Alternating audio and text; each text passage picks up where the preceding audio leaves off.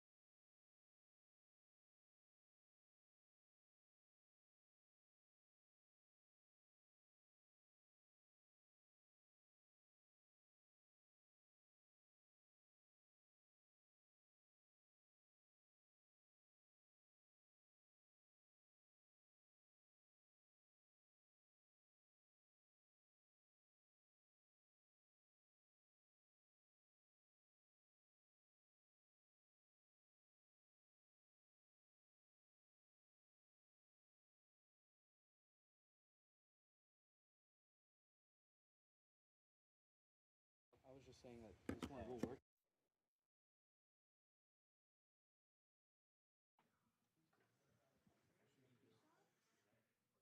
Testing. All right. Welcome to RITSEC. Seems like more people will. Is my voice like gone? Hold on.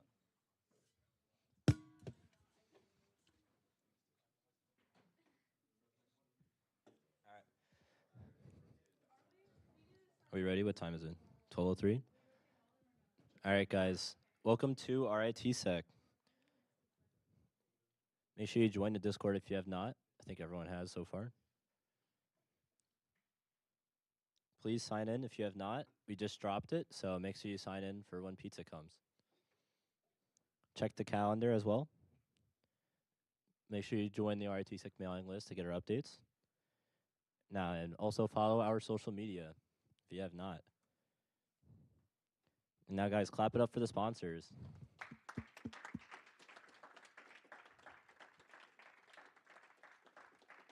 All right. Thank you, guys. All right. For announcements, we have, if you guys did a co-op last summer, scan this QR code. Give us some information. We will have another one coming out about this summer as well, but this is for last summer.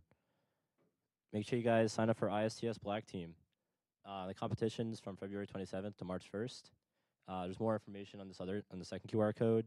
Signups are closing on November 26th. And white team signups will be posted at a later date. This is not blue team signups. That will be happening later on. All right, also for junior tech lead, if you guys want to be the next tech lead and your role is helping make the demos for the general meetings that you will do after the education presentation. It's a good experience, and yeah, applications close November 22nd, which is tomorrow. All right, also fall elections. If you guys want to run for CTF CA, you will be on e-board from January 26th to April 2026. The competition's held end of March, and your responsibility is maintaining and setting up the competition as the black team lead. And we also have junior treasurer. I should say junior on that. Junior treasurer, guys, not treasurer. Um, the timeline on the bottom left for these forms is right there. And make sure you scan this QR code if you're interested. We also have, if you guys want to start signing up for some spring research presentations, hello, then make sure you guys scan this QR code and sign up here. Also for slide roulette, make sure you guys start submitting your slide roulettes. And they're due on December 4th at 5 p.m. So make sure you guys get on that. Everyone know what slide roulette is? Or is everyone new to that? All right, cool. It's a fun thing we do at the end of semester where you make a funny slideshow and someone has to present it without knowing like what's on it. And you also get to make one for someone to present as well. So it's a cool little thing that we do every semester. We also have a Bug Crowd Hardware Hack-Along. Oh, wait, no, this is... All right, so we have a makeup session for the Bug Crowd Hardware Hack-Along that we had last meeting. Thank you guys for attending that and participating in that last week. And we will have the makeup session on the 23rd in the club room. And we also have a follow-up software analysis session on the 24th. So if you guys liked what we did before, make sure you guys come check this out. And now we have Artificial Intelligence in Cybersecurity by me, Adam, and Oleg Lazari.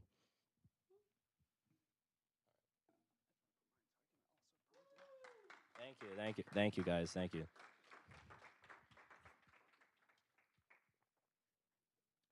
my voice like gone? Nah, you sound fine. All right.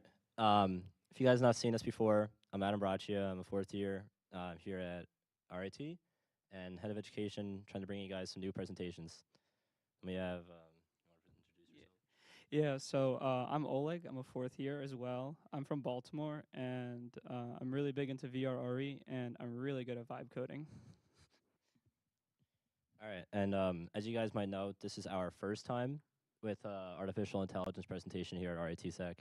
We're going to try to give you guys something new, yet we also are not artificial intelligence majors. I think that's a new major here.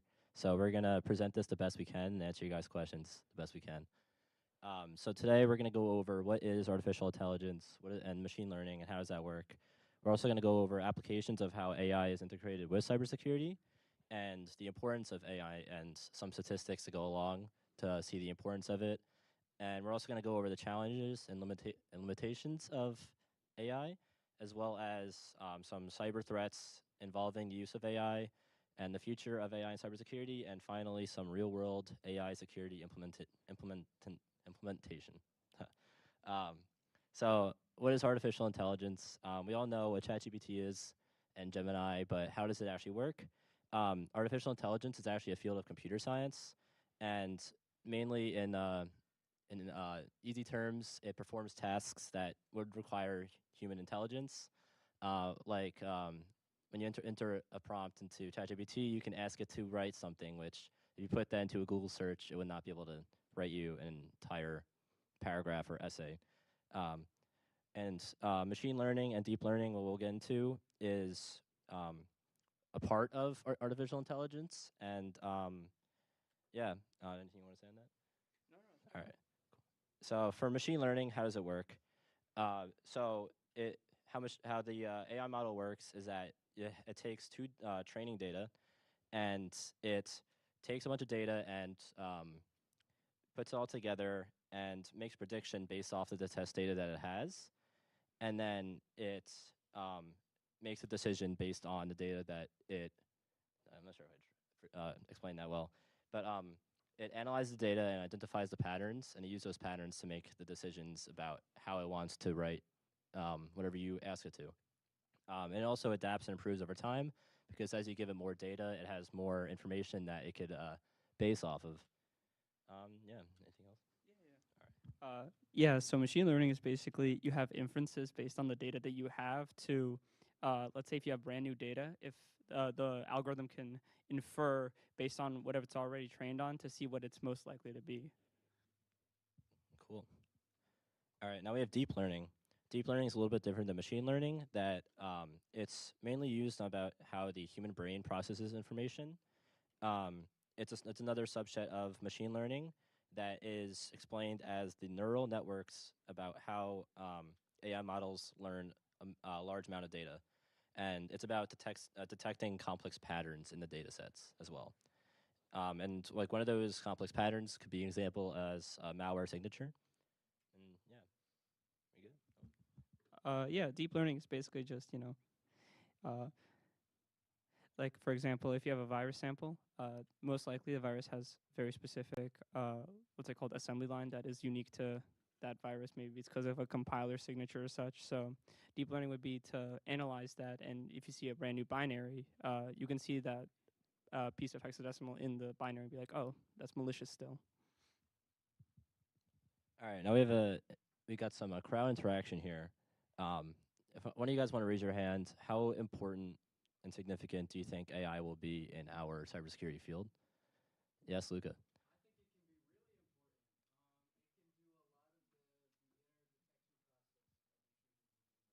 Yeah, for stream, Luca said it was very important, and we would like to agree with that. And we will dive deeper into AI's role. We're gonna give you guys an overview of how it's involved, and then we're gonna go more in deep with each section. So I'm just gonna cover the basics right here. But it helps in your threat detection. That let's say you're working inside a cybersecurity operations center. This will basically do part of your job for you, as it will identify threats and previously unknown threats that it saw that you did not detect. Or at least it'll do its best at trying to do that. Right now, it's not perfect. And we also have behavioral analysis. This is how AI will analyze user and system behavior, and through its data that it collected about the typical user behavior, it will be able to detect any not normal patterns that it detects. And we also have automation response.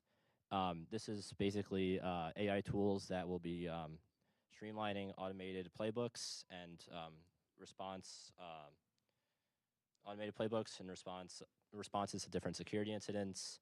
It's basically trying to be a streamline of incident response with just an AI cybersecurity tool, so it's not just human interaction or a cybersecurity analyst looking at it.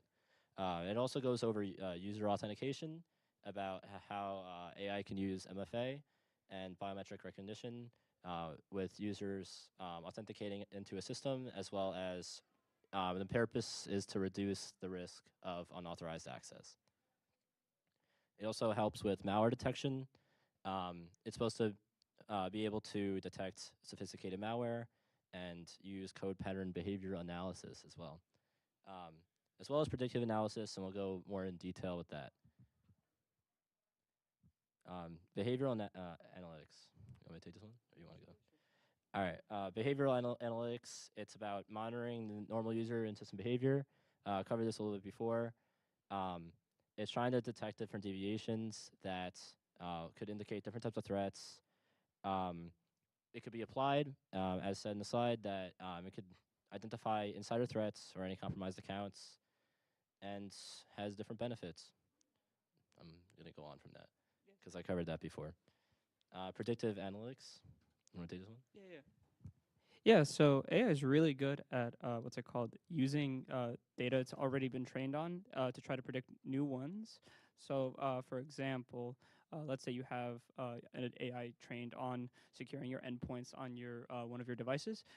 You can anticipate new attack vectors by the services you create that are brand new, and it helps what's it called? Have that double checking step before any service you have is public to make sure if there's already a similar attack vector the AI was trained on.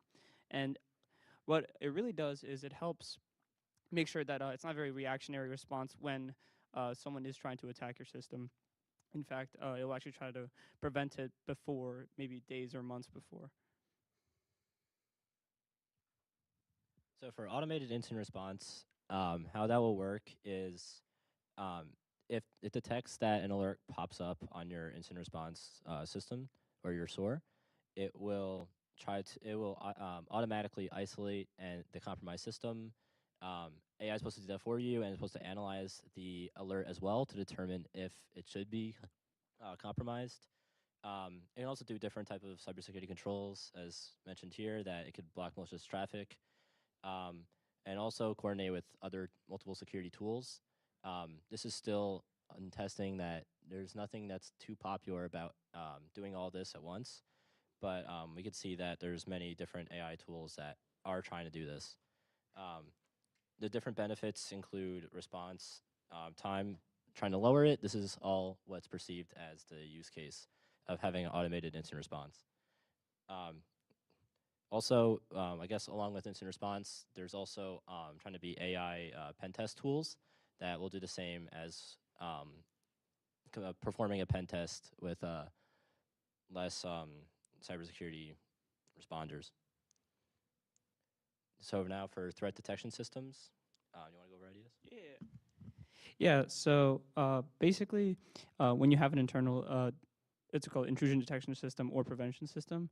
The amount of data you get from network traffic in general is really a lot to handle as a single cybersecurity analyst, or much less, when you have logs and logs and you have multiple systems. So what AI can do is that if it has a detected network classification that it made for a malicious actor trying to, compromise one of your systems, it will actually detect it faster and block the response before having manual monitoring.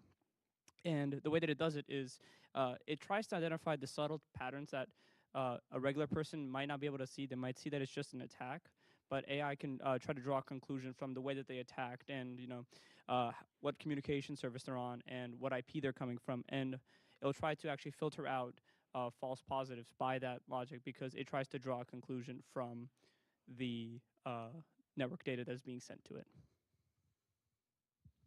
And now for phishing detection prevention, there is different AI tools. I think Google's Copilot is now integrating one of their AI softwares with Copilot. They're gonna it's gonna automatically analyze emails that come up that might be detected as phishing, and we've yet to see how effective that is. But it's also going to be different phishing AI tools could be used to also scan incoming emails and also identify. It's supposed to identify any spoof domains or anything that you can detect, especially under static analysis. Um, for benefits, it's supposed to be faster and quicker about analyzing different phishing alerts, as well as trying to improve the accuracy and add on to those rule-based filters that current systems have with their phishing detection. Now, malware analysis classification. Yeah, so like I said, AI can detect patterns from what seems to be like seemingly innocuous binaries. So we can actually apply this to malware classification. So we can have pattern recognition in known malware samples for the AI to realize, such as your virus scanner, to be like, oh, let's see, this is an anomaly because it's using this what's it called function process in the API, for example, of your computer's OS. And the way that AI would help with that is that if a threat actor like repurposes the malware, but it's still the exact same functionality, the AI can detect that it's the same thing as the original malware and can group it by a similar class because it's a similar attack vector that the original malware had. And the way that this works is that it allows you to predict that basically the malware author will always try to make sure their software is undetectable and tries to evolve it in specific ways. And if you have for example, an AI antivirus, what it'll do is it'll actually evolve with the malware and try to see what's it called, how the threat actor is going to try to fix it so that way it's still undetectable to the computer. You want to talk about this one as well? Now you got this one. Come on. Yeah, I got you. Yeah, next up is agentic AI in cyber defense.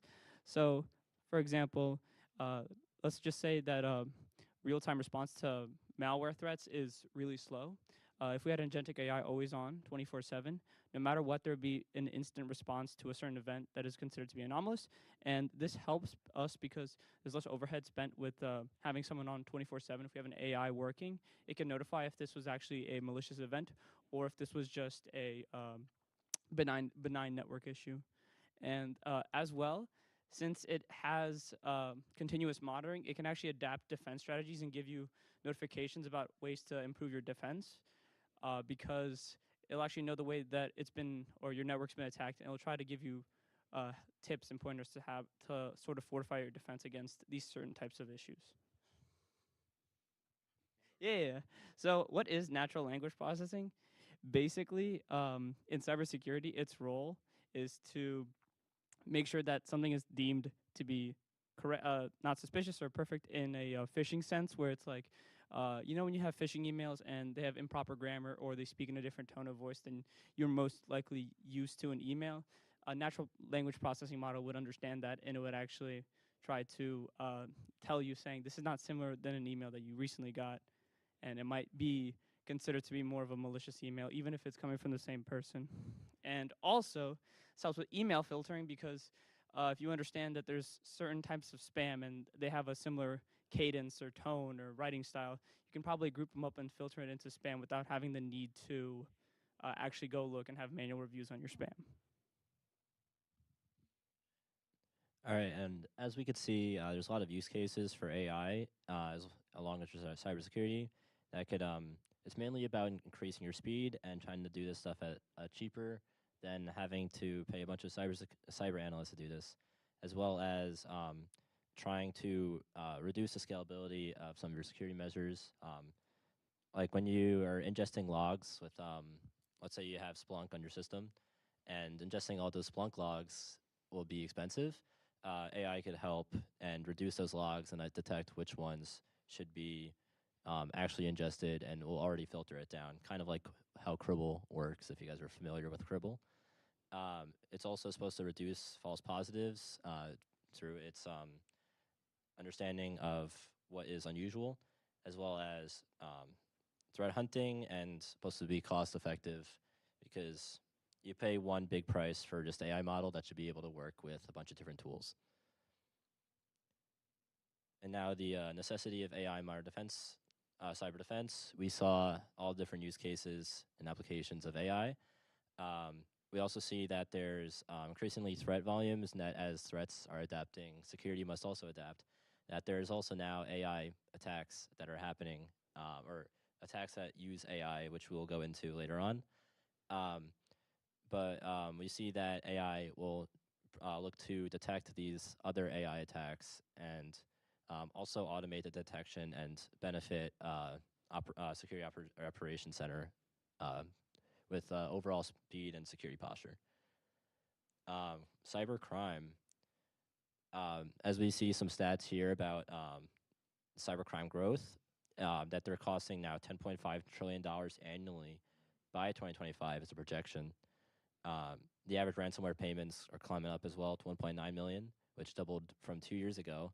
And there's also one of the biggest sectors for ransomware is the financial sector, and that's reporting that there's $2.1 billion from spear phishing and wire fraud attacks is the reported loss count. And now we also see cyber insurance trends are increasing. And a little bit more statistics as well. As AI develops, we're wondering how much of cybersecurity will now be affected, will be AI, and how much of it will be the traditional system of having a big cyber defense team. 2% of cybersecurity professionals only believe that it'll replace them entirely. So at this point right now, we're not worried, as it looks like AI is still undergoing development about making sure that it's fully working correctly as expected and not having any errors. Because before a company wants to implement, right now companies are trying to figure out their AI policies and about who can use them and about how much they're going to be used in their cyber defense team, as there's a lot of data privacy issues that are happening with AI as well. But we do see that 87% of professionals do expect that AI will help them enhance their key aspects of the roles. But right now, we're still kind of in a testing phase, is what I would say it would be. Put a link to those stats right here.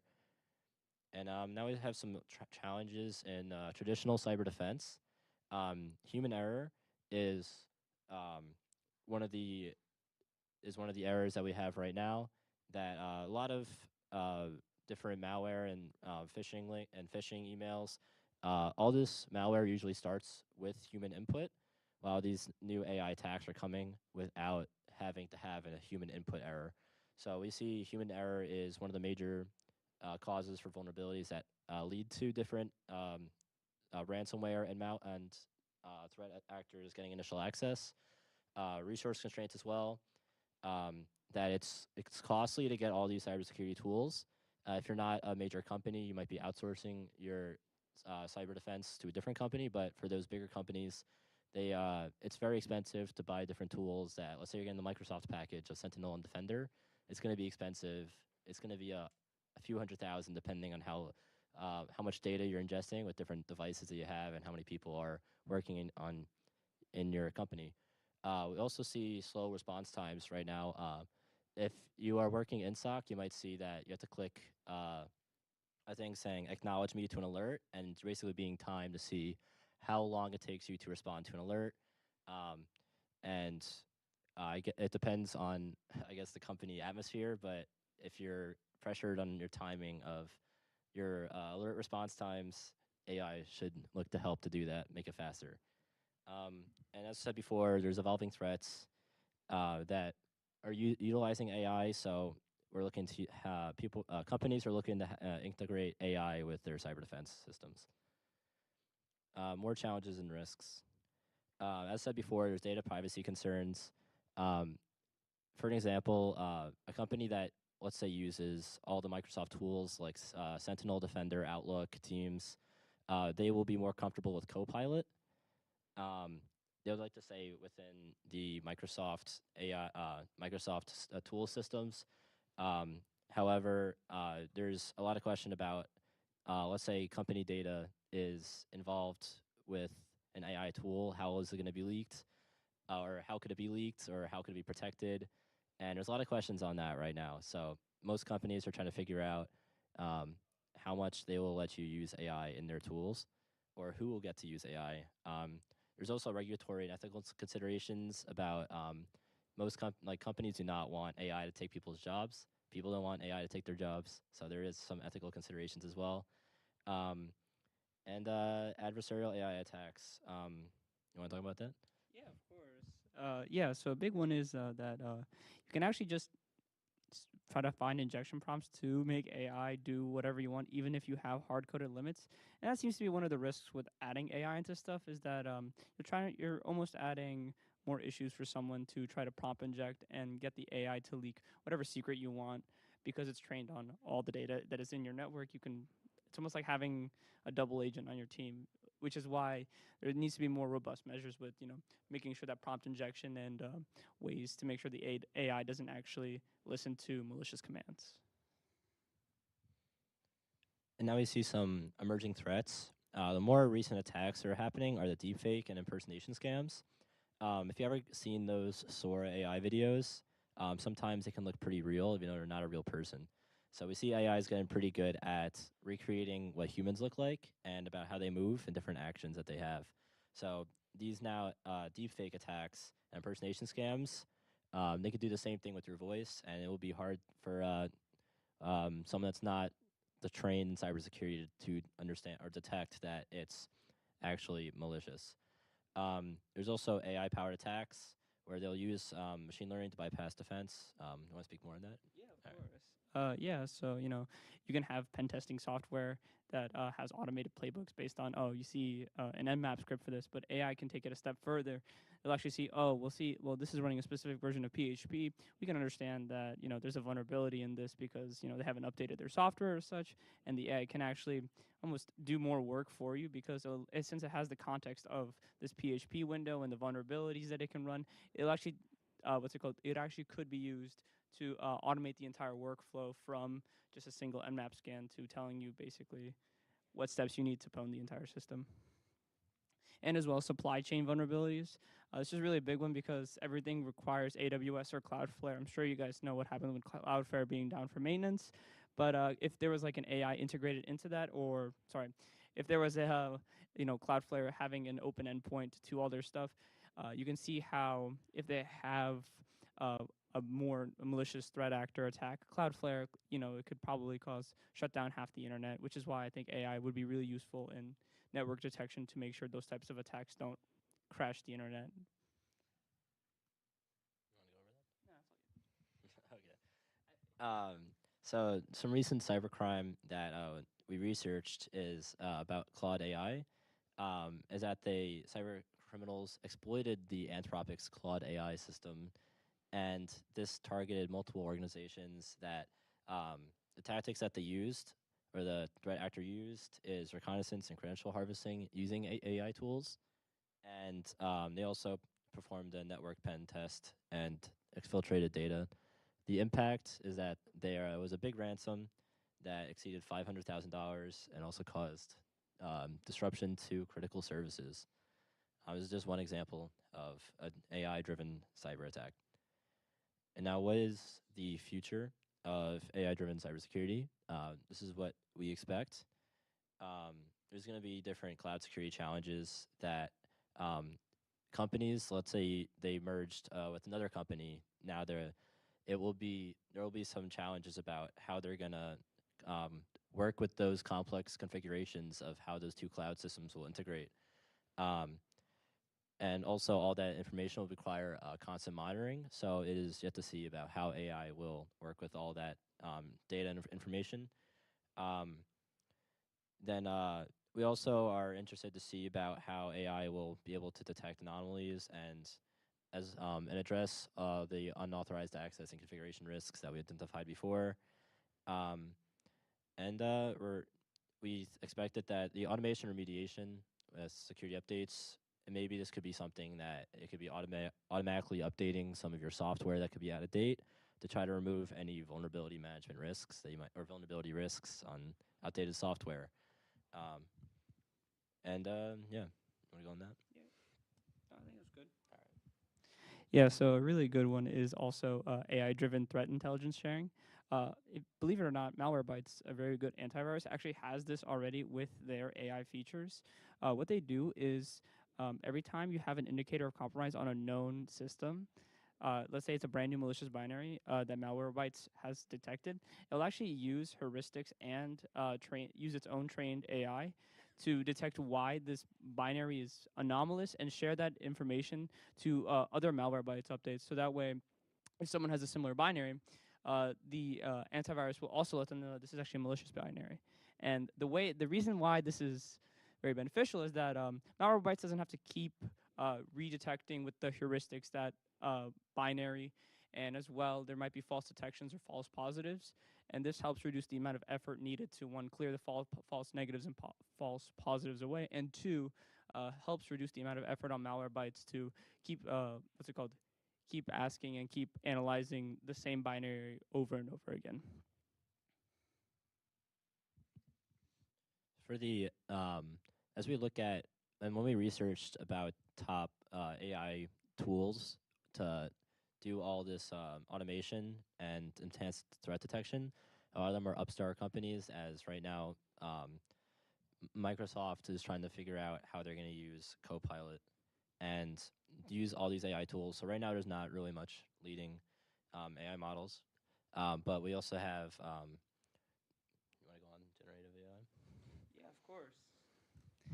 Yeah, so what's it called? You can, since we already have AI that can code for us, we can actually pivot this to adding AI that could even do reconnaissance for us for, people, actors we want to attack, or have AI that can help us analyze our network configuration, let us know if there's any misconfigurations we have, any default passwords we need to change, or very important things like that, which is why generative AI has kind of been evolving into, a wild, almost like a space race where they're getting more and more intelligent and have more information and a larger context window to actually decide based on the training data it has to apply to your specific case.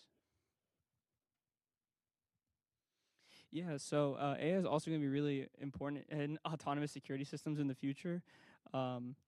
Obviously, patching and configuring all your servers at once, if you're a single network admin, it's going to take a long time. If AI helped you just push an update to all of the servers at the same time, it would actually help reduce the amount of effort that you need to meet, and also false errors. Maybe you download a wrong patch, or you download a package that is useless, and it helps reduce the amount of mistakes that could happen. And as well, since AI can have intrusion detection and prevention systems, it could also almost contain the affected node. Let's say one of your servers got hacked, and they have a very similar attack pattern to a attack coming from inside your network. The AI could be like, oh, let's block this server off so that way it doesn't contain more issues, and then we'll analyze it later to see what actually caused it. And obviously, continuous monitoring. If you're ingesting a lot of logs, AI can help with that since it can consolidate all the useless logs or very benign logs into just a list of malicious logs or how the network's operating. It will be interesting to see how AI and cybersecurity will affect our workforce. As I guess companies are trying to figure out if how much they'll let AI take over their operations center and their threat hunting team. It'll be interesting to see if how much they will rely on AI to do, let's say, their pen tests or their threat hunts. So might also be a learning phase that you're going to need someone who is proficient with using these AI tools. This could be having the same team or maybe reducing the team because of the cost of these tools could be expensive and cost per person might be more expensive or cost per worker. But the idea is that it should enhance your security posture with these new tools that could do more, that could be more efficient than having a few cyber analysts. And I guess you're also going to need human analysts that will focus on the analyzing complex investigations. That this might not be something that you want to let the AI handle. So this might be incident to incident basis that depending on how severe the alert is or the incident, this might be up to the cyber analyst to determine if they want AI to automate and respond to that alert or if they want to take it over and maybe use AI on the side. Yeah, but we could see AI handling the routine monitoring and analysis and threat detection of what basically a cyber analyst role today. And now some real-world AI security implementations. AI in the healthcare center. You want to go over that? Or you Healthcare though. All right. So we see with Mayo Clinic and IBM Watson that they are using AI to monitor the network traffic, and it's supposed to also make sure that they're in compliance with HIPAA regulations. And so right now we're seeing that there is some AI use inside the healthcare industry. I also, from my experience, I would expect more healthcare companies to be more watching over or less integrating with AI at this point because HIPAA data and PHI data is very sensitive, and they don't. It's more the healthcare industry is more focused on data protection than it is making sure you have the fastest security posture. But we see that so far they're finding that the IBM Watson is allowing them to have faster detection and mitigation of threats, and also protecting their sensitive patient data. Now also, you got it. Oh, yeah, for AI and financial sector, a really big one is that Fannie Mae, the mortgage company, added a cybercrime detection unit with Palantir, the big AI company that does fraud detection for most of Wall Street. So the way that they have it is they have an AI currently churning out models and understanding instances of suspicious activity based on the volumes and volumes of financial data that a person produces on a day-to-day basis. And it tries to analyze for mortgage fraud, insurance fraud, and different types of fraud in the financial sector, try to reduce the amount of crime that's happening and related to Fannie Mae, the mortgage company. And the reason why is that the housing market, the integrity is very important. You need to make sure that there's no fake houses being sold and no one's making a kickback or taking out loans for things that aren't related to housing. And as well, AI in government. For me personally, I've worked in contracting, both of my co-ops. They're really pushing AI and especially integrating with Palantir. They use it for mostly threat hunting, threat detection, and intelligence based on all the information we currently have. For example, for our project in my contracting firm, it was a AI log ingester that would help detect any malicious logs for our entire cluster of about 175 servers, including AWS servers and such.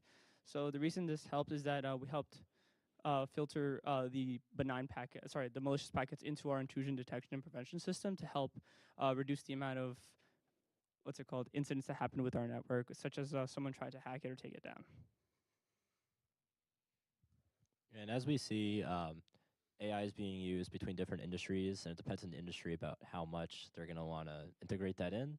Um, Maybe healthcare and the more data concerning industries will be less incentive to get on AI right away, while more government agencies will be looking to integrate it. Um, but we also see that AI is transforming cybersecurity, that it's enhancing your speed and responding to these alerts. It's changing the field, that everyone's trying to figure out how much they should use that. And we can see that there's real world impact, that there's different, that all these different examples we just gave you show the benefits and the impact that they're having with their AI integration. And we also see that there's now challenges that still remain about how uh, the data privacy will be handled, and about how let's say let's say there's going to have to be some regulatory compliance that goes with these AI tools. Um, and yeah, you want to say anything about the conclusion? I mean, not really. I think AI is going to be, a foremost part in your life, no matter what sector or niche of, cybersecurity you're in, because it is useful for taking, at least grunt work out of it, or, taking analytical viewpoints from all the data that you have. And yeah, that's really it. Questions?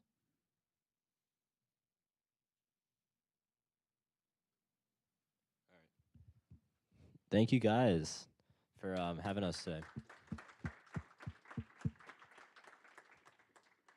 We need to get this guy a lanyard. Oh man, I guess we do. Yeah.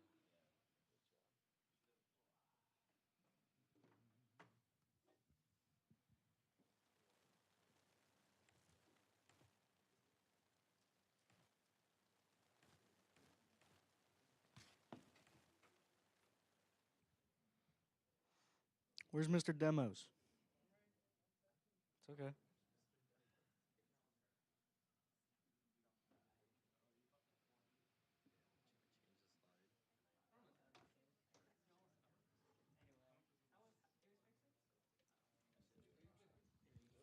All right, demos are up for this week.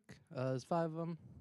Good luck with those. Also, junior tech lead applications closing tomorrow. So if you're interested in that, more information in the announcements channel. Let me know if you need help with anything. Good luck.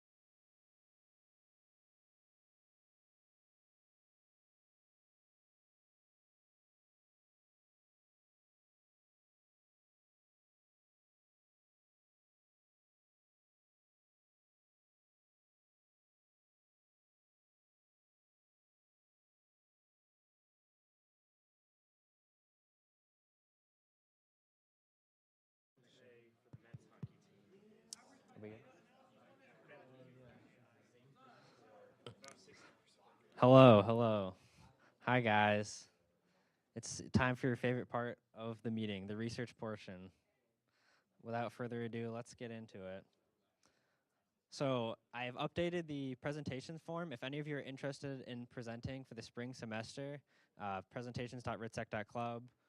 That'll bring you to the spring form. Make sure to fill that out, what dates you're available, and you'll get some prizes if you do some presentations. The blog as well, if you're interested in blogging, you'll get some points. Fill that out. Make sure to sign in if you haven't already. Join the Discord. Check the calendar. Join the mailing list. And make sure to follow our social media. And as always, please clap it up for the sponsors.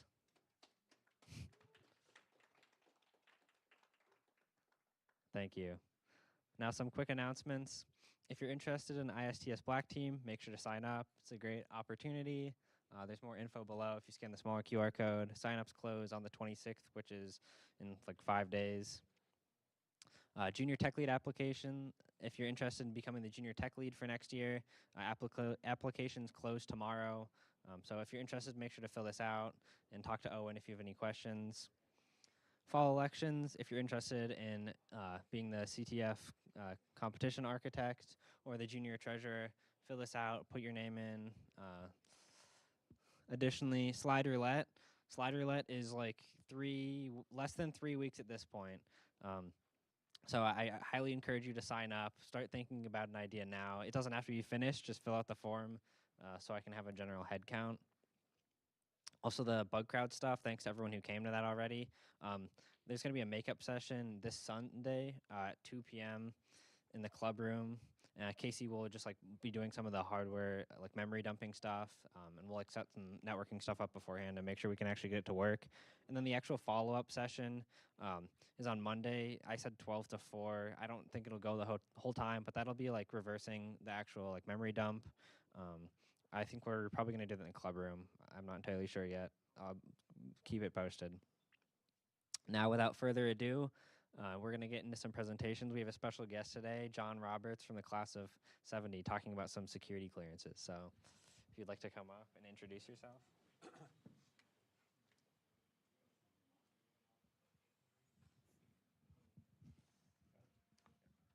Okay, yes, indeed, it is the class of 70. I'm still vertical and talking, and all of those are good things. All right, we're going to talk about security clearance stuff. Real quickly, I got into this because I was in the imaging science program. It wasn't called that back in the day. It was called something different, but we got recruited by lots of organizations, both businesses and government agencies, to get into intel work, and that's what I wound up doing. I was lucky to get a job with the Air Force where I was using not only the imaging science stuff, but they let me fly an airplane as a civilian, so that was pretty fun, and they paid me to do it. So you never know where your career is going to go. I wound up being down in the CIA, working in imaging science, and I was chairman of not chairman, I was a branch chief of the Image Exploitation Research Branch in the CIA, and then the CIA sent me to law school, which is why I'm talking to you today, because the area that I ultimately specialized in was areas of security clearance law. And if anybody's going to go to work for the government, I don't care in what capacity, whether it's a government agency or whether you're actually going to be working for a contractor who works for the government, you're going to need a security clearance, and that's a bit of a trial to go through. So I'm going to be real quick on, I'm going to skip a lot of this stuff, but I'm going to make the entire presentation available to you guys. And I'm going to be referring to a document that I refer to as a security clearance cookbook, and you're going to get the information on this thing, and I recommend highly that you download it because it will tell you exactly what the security clearance process is and what's being considered. So for example, if you get a job offer from a company or the US government, that's the tip of the iceberg. That's 10% of the issue.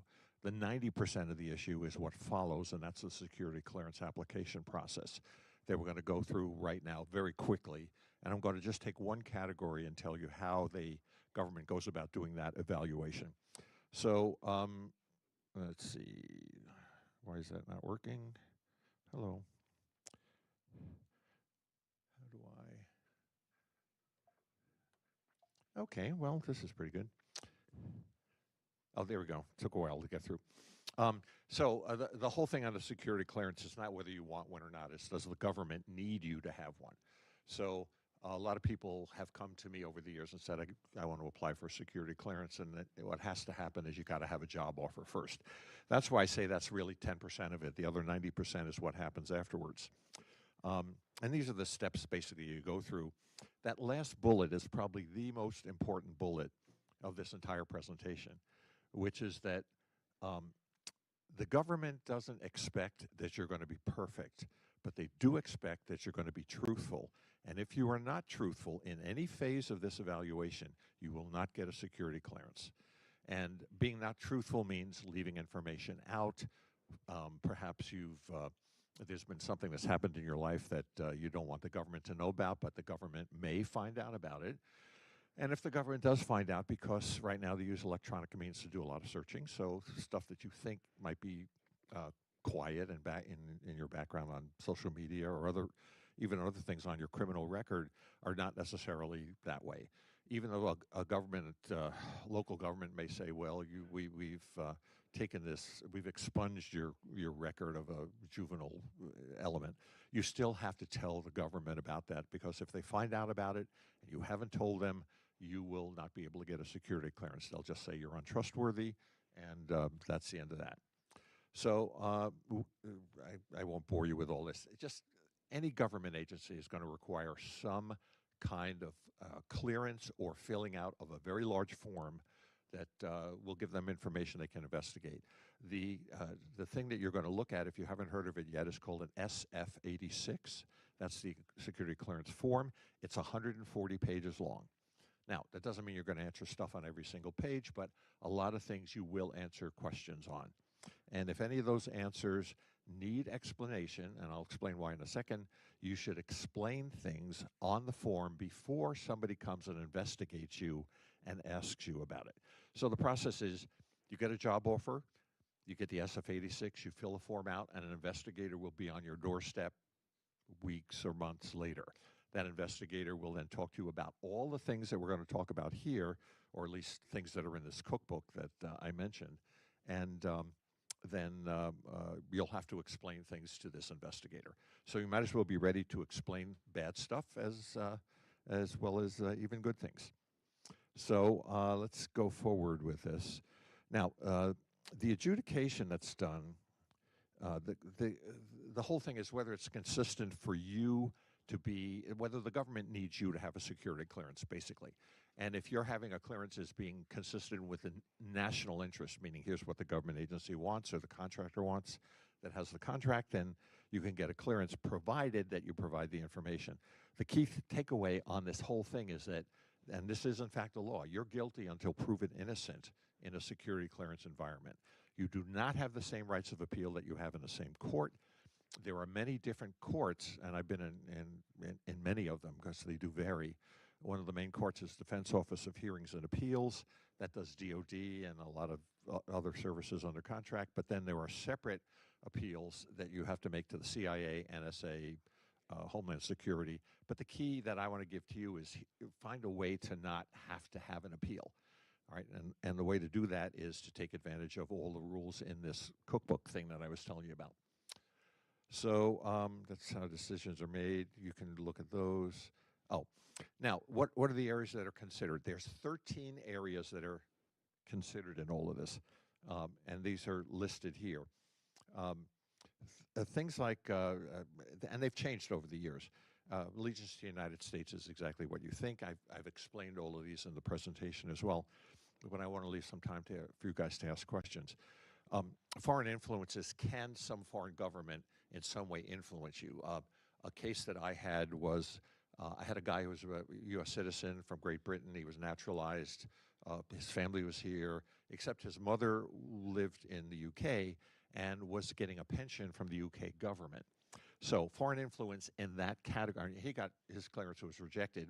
We ultimately got it back for him, but the issue there was, what if the government says, I'm going to cut off the livelihood of one of your relatives unless you give us the information? That's what they mean by foreign influence. So if you have a lot of contacts overseas in one form or another, that's something that would be looked at. Foreign preference means that Is there something from a foreign government that you are taking advantage of? If you have a passport which lists you as a dual citizen, and you're using that passport when you're in whatever country, and you're using your U.S. passport when you're in the U.S., that kind of foreign preference is the kind of thing that can cause you to not have access to security clearance. The other things are sort of a little bit more, you'd understand right away what your alcohol consumption, drug, usual kinds of things like that. But what I'm going to show you in all of these, because I don't have time to go through 13 of these things, is that the way the government considers these is they say each one of these 13 areas is an area of concern. And in this cookbook that I'm sending you the reference on, you'll find in each section, here's what our concern is about this. In fact, I'm going to jump ahead and show you a section that I want to talk about. Okay, personal conduct. This particular one, the reason I raise it is because it's a catch-all for the government when everything else looks good, but there might be something else floating around that doesn't quite fit into the category. And the concern they have, and in each one of the pages of each one of these 13 things, this is in fact the format that you're going to see. So they have a concern. So what's the concern here? It's what, do you have trouble? Are you untrustworthy in some fashion? Is your judgment questionable? Are you willing to cooperate with this procedure to get yourself a clearance in the first place? And the cooperation or lack thereof can be something like you haven't told the truth about something that you entered on your security clearance form, or you failed to enter something that you should have entered on your security clearance form. That kind of untrustworthiness gives rise to your clearance being not allowed. So this refusal to undergo or cooperate with things, a refusal to complete the required forms. Believe it or not, we have had people who looked at this form and say, okay, I'll get it back to you, and it's 140 pages, and you're waiting weeks and weeks and weeks, and they finally get it back to you, and by then the employer or the government has sort of gotten fed up. So you really got to move on this quickly, and given that the form is so voluminous, it makes the issue of your completing the form that much more important, because remember, the process is fill out the form and then you get investigated. So that form's got to be completed in order for the investigation of your background to be conducted in the first place. And without that investigation, you go nowhere. You don't even, it's not even a rejection. You're just not even going to get off the ground. So, all right. So these are the types of concerns under personal conduct, which is just one of those 13 guidelines. And there are issues of deliberate omission of stuff, providing false or misleading information, a pattern of dishonesty or rule violations, and these could be things like that'll come back to haunt you in other categories. For example, have you broken into somebody else's email? Have you ever done anything, especially you cybersecurity guys, except for an assignment, done things that are kind of would be against whatever the rules of RIT are, or if you have a job against the rules of your particular employer, who have lots and lots of rules about confidentiality. So if any of those kind of things happen, that all fits into the category of personal conduct and is a concern to the United States government. Now, so we've got the first one, which is the big concern. The second area, which is what are the very specific concerns, which I gave you a couple of slides on that. And finally, the third thing, which is critical, is the mitigating circumstances. And remember, each of the 13 bad areas have the concern, the specific behavior, and they have mitigating circumstances. So if this particular one is of concern, these are the kind of things that you would justify and you would fill out in your security clearance form, because you can add things to your security clearance form as additional information before you submit the form for the final investigation to go on. And this helps you in a couple of different ways. One is it shows you're being honest with the government and getting yourself a security clearance. You will have provided information on something before you're confronted by an investigator to say, what about this particular item? I don't see it on your form. What about it? And you go, oh, well, I just forgot that. Well, right away, you've got points against you by the mere fact that you are not the one who revealed it, but it was revealed by an investigation. Now, I'll harp on that one just for a moment because some of you, depending upon what government agency you go with, you will wind up having a polygraph. Now, that's a whole different presentation, but basically what I want you to know is a polygraph is nothing more than a yes-no experience. In a polygraph, somebody is not going to say, oh, explain your life to me for the last 10 years. That's not what they're going to say. They're going to tell you in the polygraph what the questions are that they're going to ask you. And the reason they do this is they don't want there to be any surprises that will wind up screwing up the polygraph. For example, if somebody were to ask me, and without telling me, did you ever think of killing your wife? You know, I'm going to have two reactions to that. One is going to be no, but the other is going to be a surprise because you never told me you were going to ask me that question. And that's going to screw up the answer that is happening, or your physiological reaction in the polygraph. So the polygrapher is going to tell you every single question they're going to ask you, and you get a chance to change the question. Okay? So keep that in mind, and I'll give you an example of that. I had one of the polygraphs I had, the polygrapher said, do you have any relatives in a foreign country? Now, because I deal with this stuff in law, I know what he was after. Do I have somebody I'm paying money to, or somebody that's talking to me to try to get information who lives in a foreign country? Well, my brother, at the moment of that particular polygraph, was living in Turkey. Now, he was working for the Air Force and was stationed at an Air Force base in Turkey. So I knew that they didn't want that answer, because my answer would have been, yes, I do, and then that raises all sorts of questions. So I discussed the question with the polygrapher, and I said, here's my situation. The situation is I have a relative who's stationed, who's with the military, who's in Turkey, so I do have a relative in a foreign country. Okay, all right, do you have any other relatives? No, I don't have any other relatives. Okay, then I'm going to change the question. And the question then became, aside from your brother, do you have any relatives in a foreign country? And I could answer that question honestly and say no.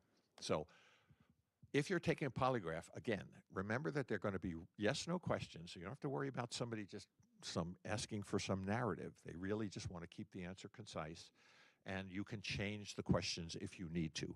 But those questions are going to deal with the 13 issues that are in this security clearance check cookbook that you're going to get a reference to probably today. Okay, so back to the personal conduct. So one of the things they want to do under the mitigating circumstances is find out, first of all, if any of the mitigating circumstances exist, and have you taken any steps further to make those, let's call them problem areas, mitigated. So for example, suppose you were an alcoholic, right? Being an alcoholic is a disease. It's not, you know, like you're falling down drunk in the middle of the street every Friday night, although you could be an alcoholic for that. But if you have alcoholism, then one of the issues is you, right off the bat, would be rejected for a clearance unless there was a mitigating circumstance. And a mitigating circumstance is, I enrolled in a couple of different programs, whatever that happens to be. I'm participating in those programs. I have some references from doctors or others who will testify to the fact that I am, in fact, taking the mitigating circumstances necessary. And then from that point on, the issue is no longer an issue in your security clearance as long as you follow the rules. Now, that may pop up again because every 5 years, in theory, you're supposed to be reinvestigated. The reality is that doesn't happen, but you can certainly expect to be reinvestigated after, at some point, 5, 7 years after your initial clearance. Okay? So look for these mitigating circumstances because they will exist for every single one of those 13 categories. And the more that you can then explain as an addition to your security clearance form, because at the back, the electronic version, by the way, of this form is called an EQIP, E-Q-I-P. And that's what you'll be filling out, really, is you'll get an account and you'll fill out this electronic form. But you do have the ability at the end of the form to add explanations. And my recommendation to you for each one of the areas is that if there's any glitches, like you know, suppose you had some DUIs or you know, there were some issues of other conduct that are of concern, or if you have a psychological condition. Psychological conditions are no longer a basis for losing a security clearance, provided that you're being treated by a medically certified professional and can get a letter from that professional. For example, somebody who is bipolar. Are you being treated for that? Are you participating in the treatment? Does this doctor's letter say, yes, your prognosis is good at taking the medication, you're following whatever is the doctor's recommendation?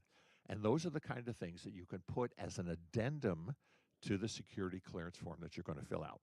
So I want you to know that just because something is happening in one of those categories, don't lose hope, because you should look at the mitigating circumstances that exist and document those mitigating circumstances and add that to your form, even though the form doesn't say, tell me about mitigating circumstances. You can do whatever it is that you need to do to explain that particular glitch in the 13 categories. Okay? So that's how the process works. I don't want to talk about all of them. I'd rather see if you guys have questions. And if you do, I want to answer some. Stump the lawyer. It's okay. Yep.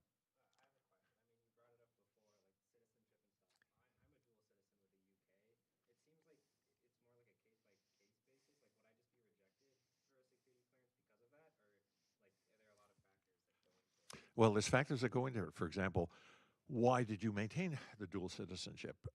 Is there some reason? And you can state to the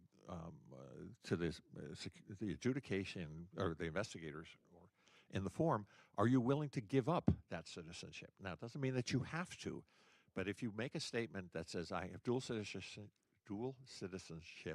in the U.S. and the U.K., I am willing to renounce that UK citizenship if that is a requirement of the clearance that I'm in for. And that's enough to, now you may in fact have to do that, but that is in fact enough to get that thrown out as a problem.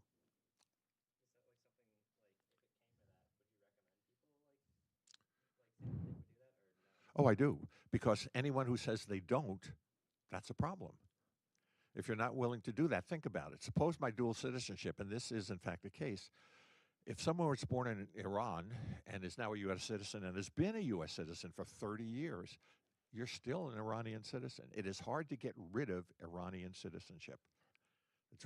They make it very, very tough to do that, which means that a statement that says, I'm willing to get rid of my Iranian citizenship, they may say, fine, you need to take action by going to the embassy and doing the following thing, the Iranian embassy, and doing the following things. Okay. Sir. Sure.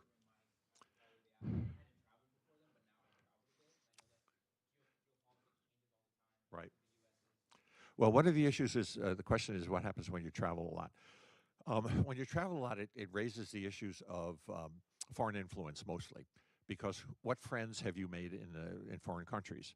And this happens an awful lot with students who spend a year abroad and frankly who make good friends and their friends come and visit them. The issue becomes, first of all, how close is the friendship? Because what they're looking for is a close and continuing friendship. If it's a friendship with somebody that comes over here and you go over there and you've been doing that for the last couple of years and you fully expect that's going to continue, then they're going to want to know a lot more about that particular friend. And the kind of thing they're going to want to know is, do you have a business arrangement, any financial arrangements? Do you share any bank accounts? Are you sending any money to that individual? Is that individual sending any money to you? Things like that. So in a situation like you just described, and you had a couple of good friends, you would name them, because there is a category for that. You would name those people and you would recite the things that I just said. I don't have a bank account, I don't have a financial thing, it's just social and, that kind of stuff. So look for the mitigating circumstances that are in that category, which is foreign influence, and use them when you do your write-up for your security clearance. That's a very common thing that happens. Someone else? Yep.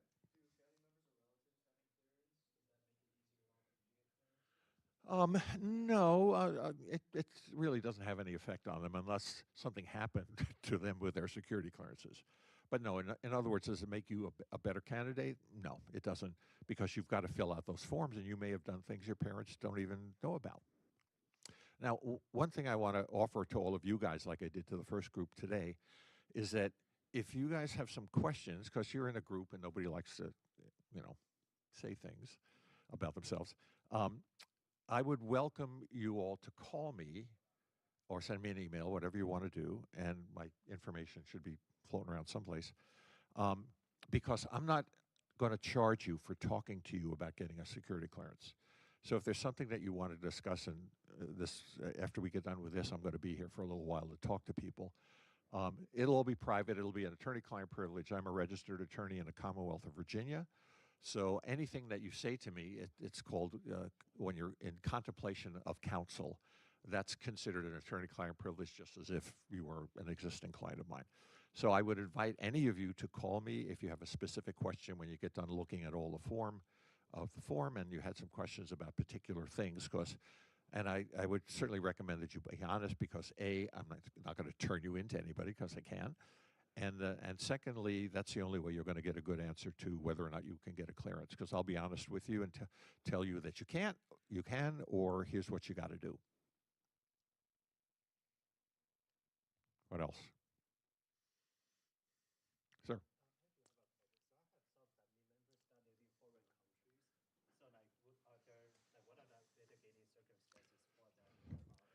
Okay, if you have relatives in a foreign country, here's the things that'll get you in trouble over it. If your relatives have been members of the military, police, or intelligence community in that foreign country, then that's going to be a problem, and it's going to be a problem that's going to be hard to fix. If you have people in a foreign country, though, however, relatives, what you'll need to do is say, here's relative number one, here's what they do. Here's relative two, here's what they do. And you'll take advantage of the fact that, and you'll state, they are not a member of the military, the police, or foreign intelligence service. Now, they'll be investigated, through whatever databases the government has, but you need to say that and not just say, I have these relatives, because right off the bat, there's a bunch of guys in a big warehouse in Maryland, in Fort Meade, Maryland, who are adjudicating these folders that come across their desk, electronically or otherwise, with all of this information. So the more that you can give them an opportunity to say yes to you, you want to do that. If it's an area that the investigation has been done and there still are questions, your clearance is going to get bogged down. And my goal on any of these things is to get them to the point where they can say yes. Okay? I'll leave out the old appeal stuff. You can appeal decisions, and if there is a decision, you get a rejection and you want to appeal it, there's a number of ways to do that. The government has to tell you why they are rejecting you for clearance, under what categories. Some government agencies are better at doing that than others, but in the main, you'll get an idea with this rejection letter why they are rejecting you for security clearance, and that'll give you a pretty good idea on what you need to do to fix it. And then it's the question of what is the appeal process, which I don't want to bog you down. I'd rather you not even have to go through that. Okay?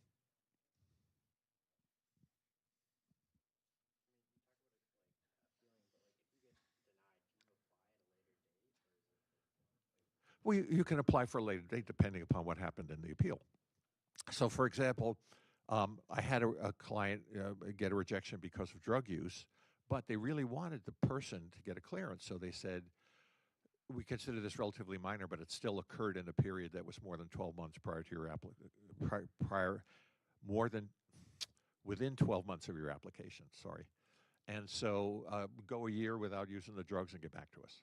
And then they'll be able to make a positive statement that I haven't used drugs and whatever. I've seen a physician to talk about potential drug use, and if I have any problems, here's a letter from that physician. There are lots of ways to get around that afterwards. But no, it doesn't prevent you from doing it. It just gives you a hurdle to overcome.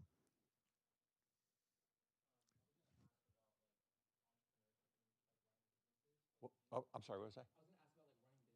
Oh, okay. Yeah, I've run a number of companies, yeah.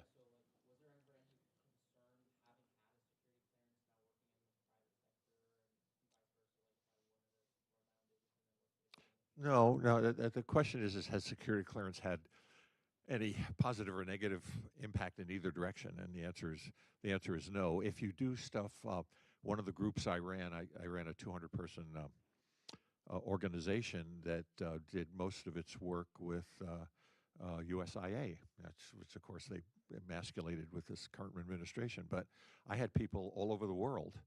And so I had to account for the fact that I was working with 200 people who were stationed in the Middle East and in South America and in Africa.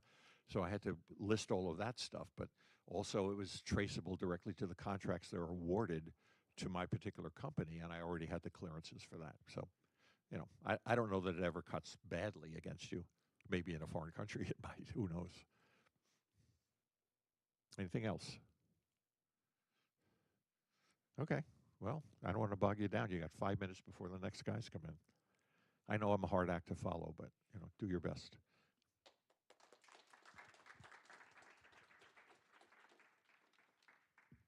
Thank you, John, for coming in. I really appreciate you volunteering your time and explaining all of this to the club members. And I'll make sure to send out.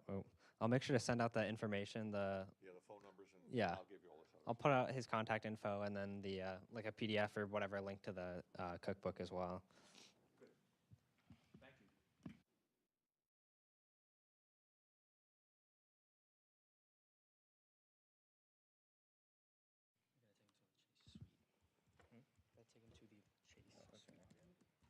Okay, guys. Next up, we have from CrowdStrike, not Seth Adams, actually, Scott. What's his last name? Bergstresser, and he'll be presenting on like machine learning for malware classification. Let me pull it up.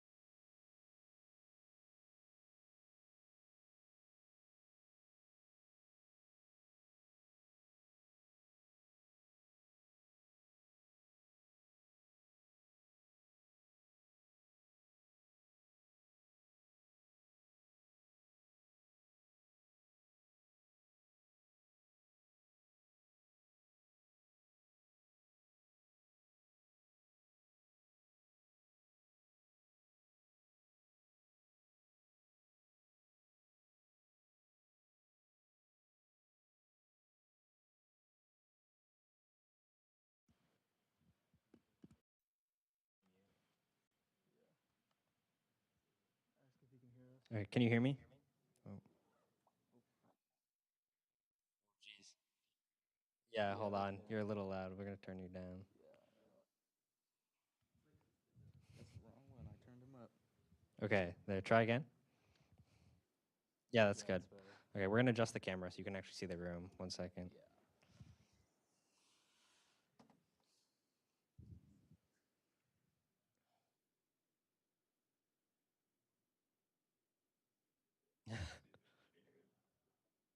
It looks. Oh, now we can see you through the. There we go.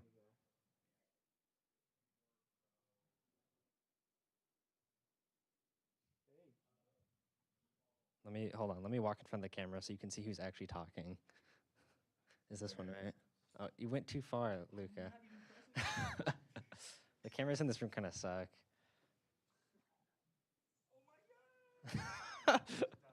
Oh my goodness.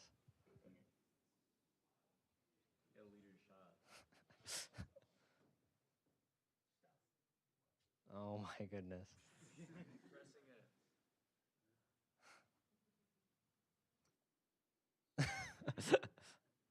There we go. Which one is it? This one over here? There you go. Hold on. You can kind of see me. Hi. Oh my gosh. All right. Okay. Yeah, we have a decent number. Some. Have to give up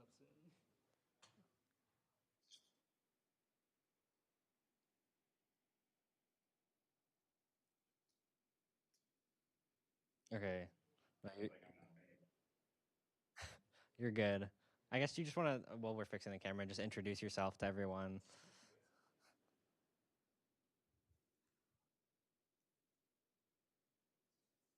Yeah, yeah. Luke, are we also recording right now? Yes, we are. Yeah, we're recording. Are you good with this being streamed and posted to our socials? Is that okay with you? Yeah. Okay.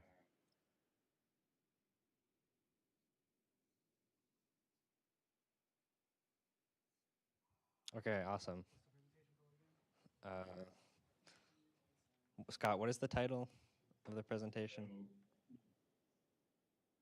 Okay.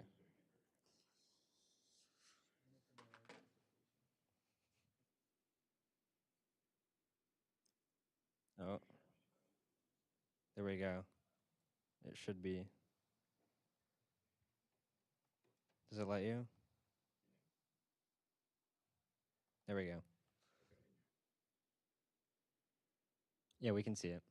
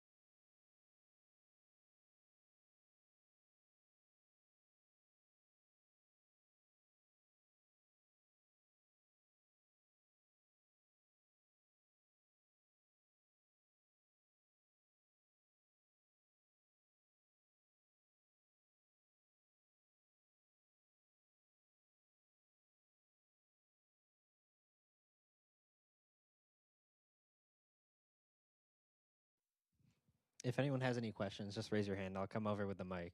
So there's none. All right, no questions.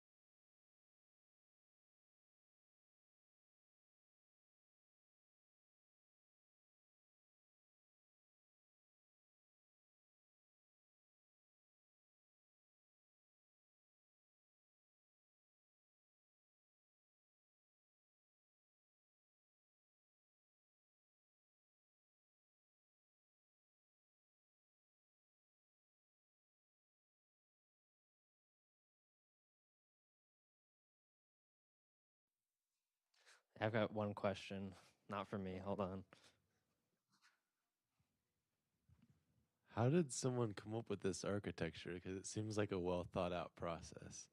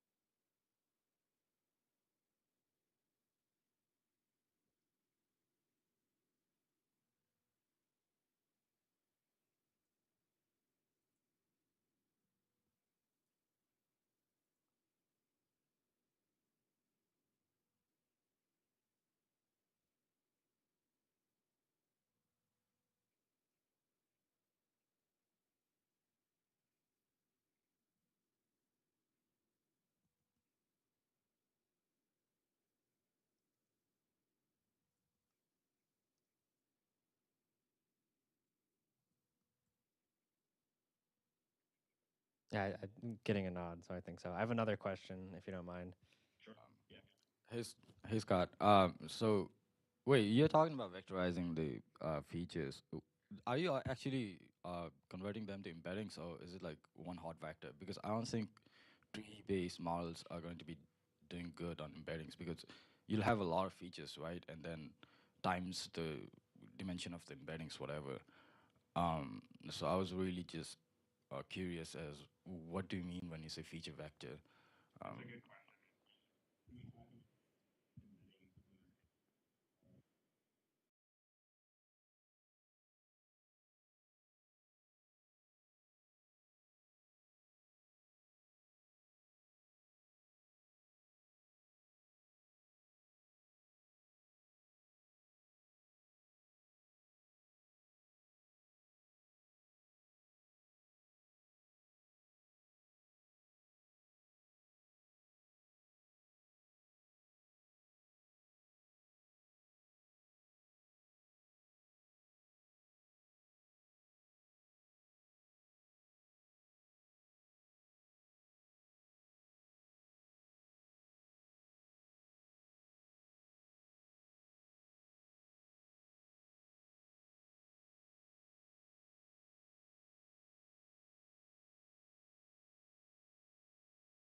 have a few other questions. Hi, Scott. When you're doing this feature vector extraction, I have a question about how, like, are you guys making multiple different decision trees for each platform, or can you do that within the feature vector where, like, you use the example of, like, that first one might be if the is debugger present, like, library being imported, right? Will you like extract that so that it's like looking for the is debugger present for both Mac, Windows, and Linux, and then it's like whether or not it is on any of them so that it's cross-platform, or are you going to make it more specific for each platform?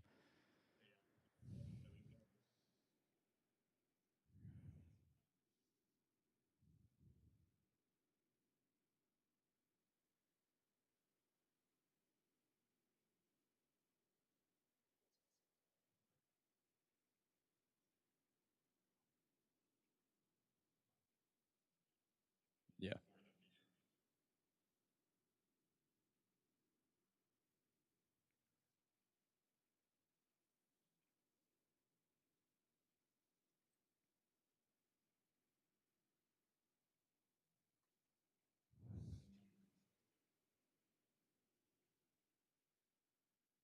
Gotcha. Thank you. Hey Scott, thank you for this really good explanation. So I have a question about the features. So let's say I'm a nation state actor. If you make the features that you're using for your detection model, is it sufficiently easy for me to just write malware that is scored lowly by your detection framework?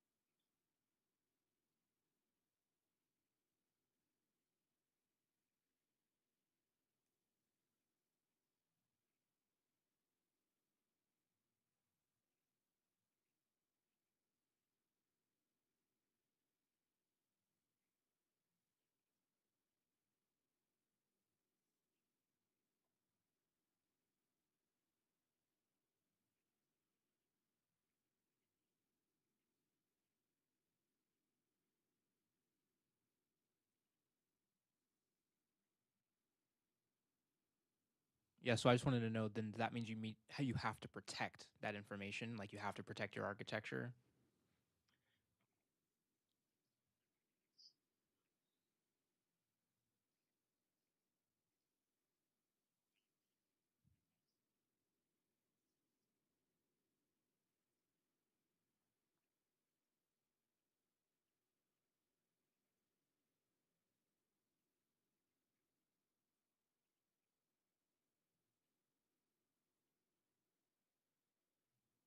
Cool, thank you. And just following up on that, so do you guys like still take the approach when making this model that it's like private to the attacker and the attacker won't know, or do you guys take more of like a cryptography style approach where it's like it can be assumed that the attacker will be able to figure it out if they like work hard enough at it?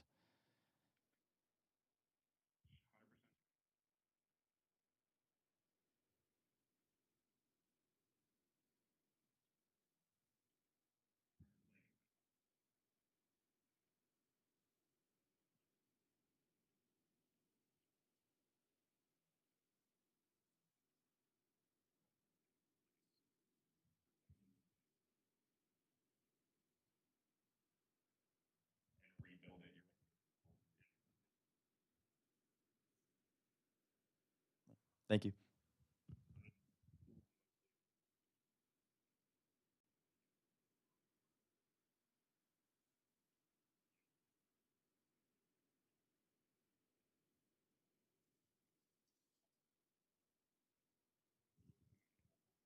Um, no, no, you're good. I mean, no, it's not hard stop at 3 o'clock. Yeah, take as much time as you want. No, no rush.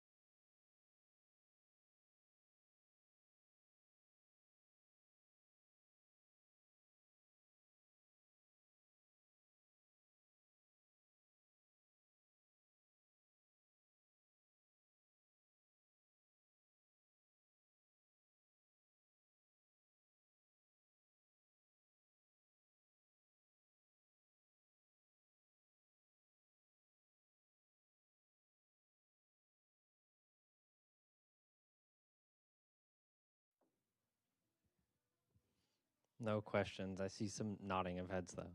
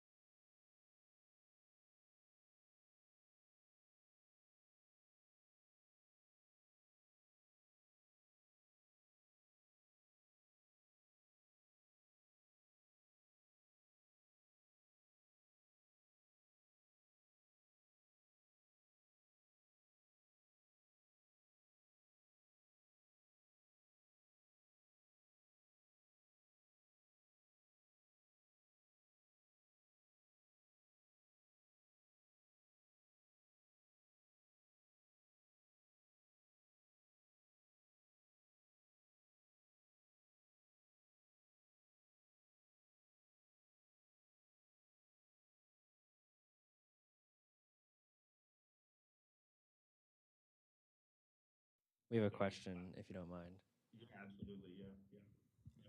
How is the score determined? Is it tree depth and like tree voting in the ensemble tree?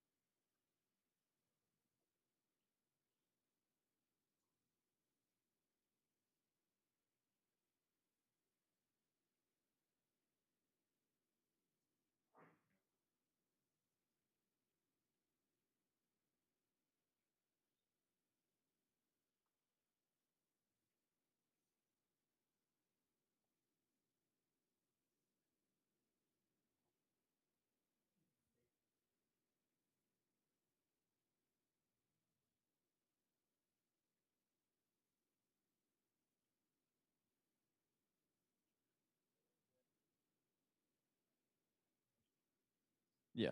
So you're also using like the node importance and like so whatever you select for the node importance, like for example like Genie impurity. Gotcha. Thank you.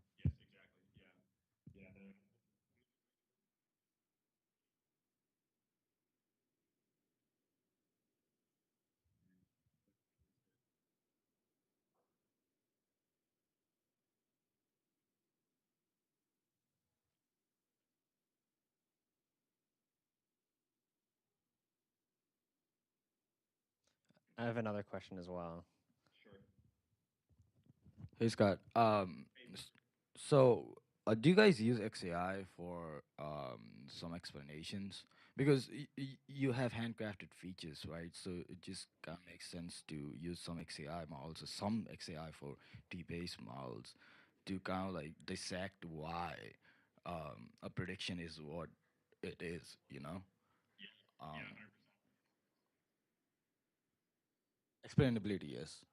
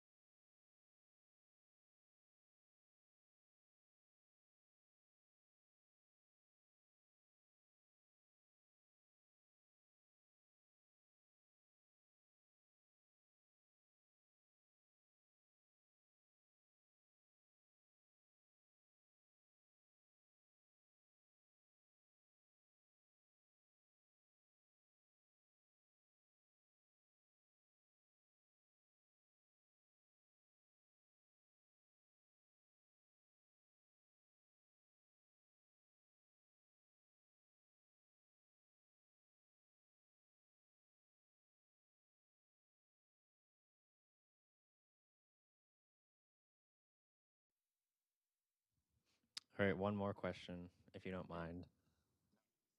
So, kind of follow up to that, just in general, how interpretable are the decision tree models, and do you guys use any of those features as ways for manual review for a piece of malware? Like, um, if a library is imported, and even if it's less than 50% certain, still send it to manual review just in case.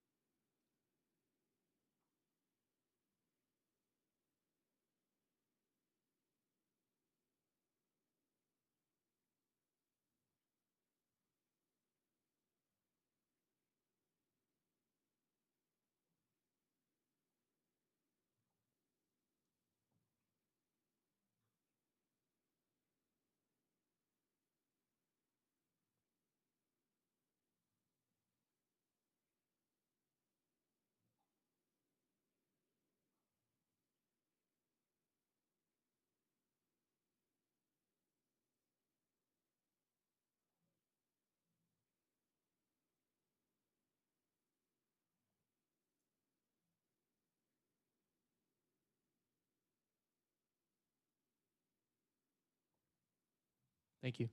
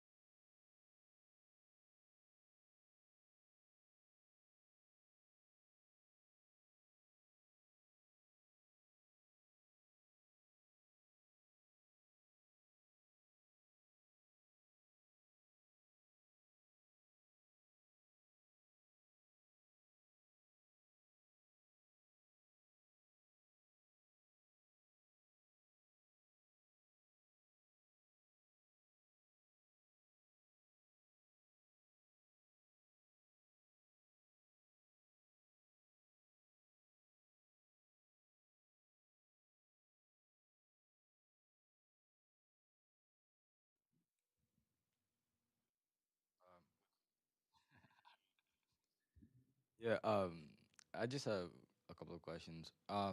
So about the feature engineering part, do you do that on the system itself within the sensor?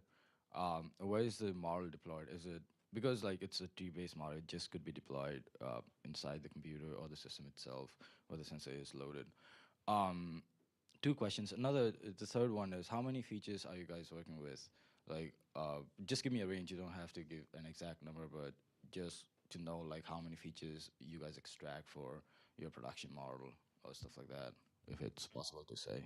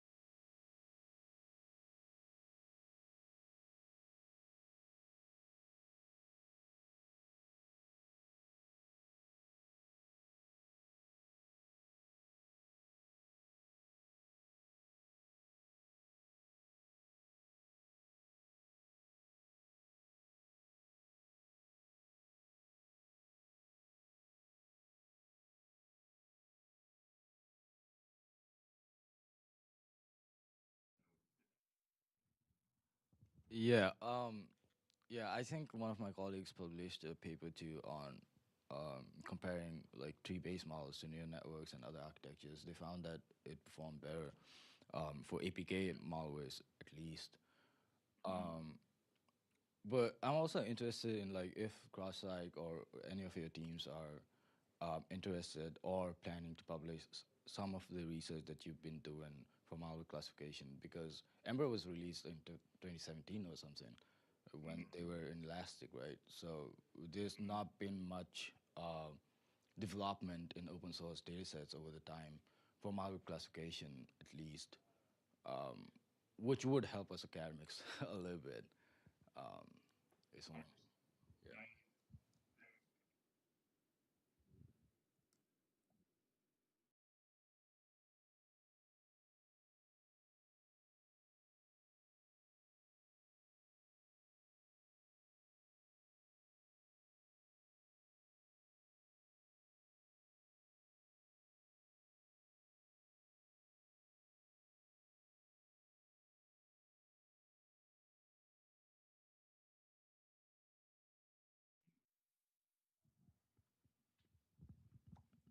One final question. You talked about like recall values. What are like realistic recall precision and like accuracy values that you guys are like going for when you're making these models?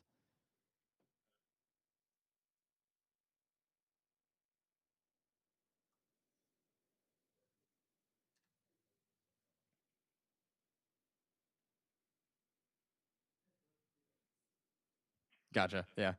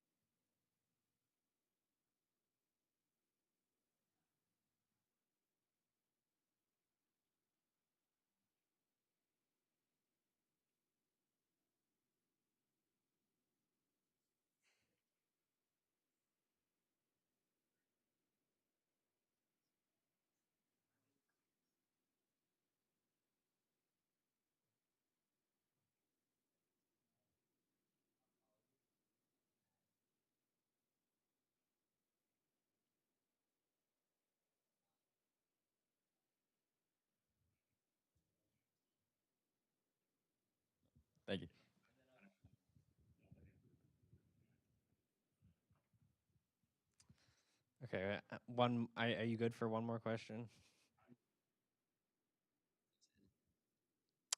Hi, so I was just wondering, and this is a little brief because I know you mentioned it a little bit. Um, in your experience and your team's experience, uh, how beneficial or in other ways detrimental have these models been in comparison with traditional statistics or the entropy? I forget what the word was now, but the score you mentioned previously.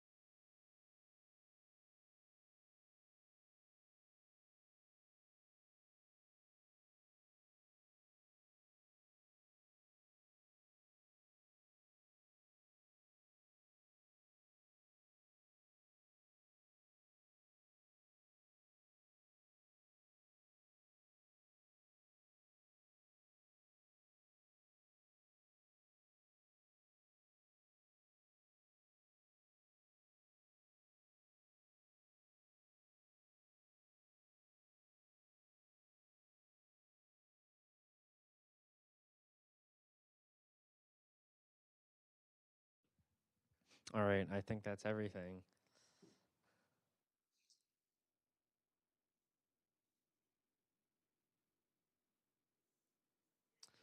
Yeah, for sure. Thank you again, everyone. Please give Scott a big round of applause.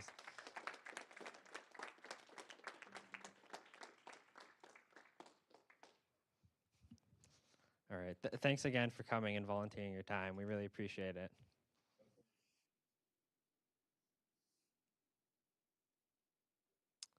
Thank you. Have a good one.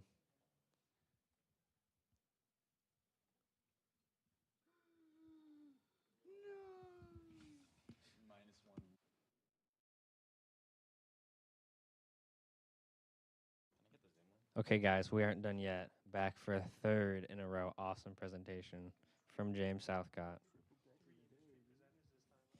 3 industry presenters. I was like kind of annoyed when you told me I wasn't the first research presenter, and then you like told me the other one.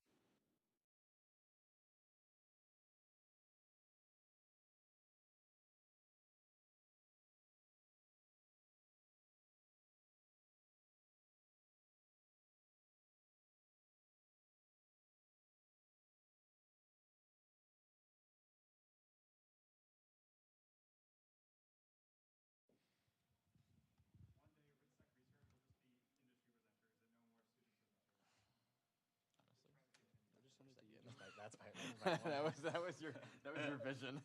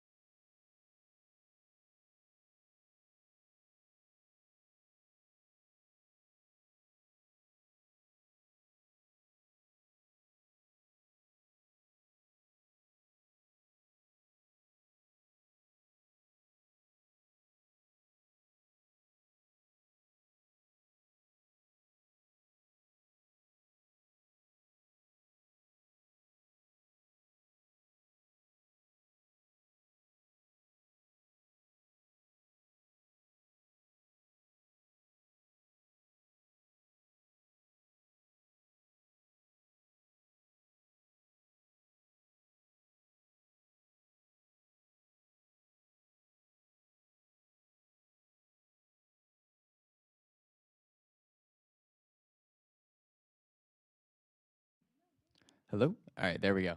So, hello everybody. I'm James, and this is my presentation on understanding Apple device authentication. First off, a little bit about me. Big Jesus guy. I am a returning InfoSec intern at Apple. This is my third year here at RIT in honors and BSMS. I am local. I'm from Rochester, New York. Go Bills, although last night's game was tough to watch.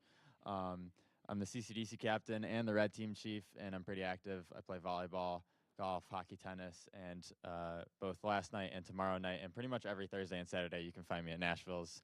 And then I'm also a big Chick-fil-A fan. You will find me tomorrow at Chick-fil-A Henrietta for their 5th anniversary, because there's free chicken Sammys, and you can, there's a photo booth to take a picture with the cow and the Amherst Moose and Spikes, the Red Wings mascot.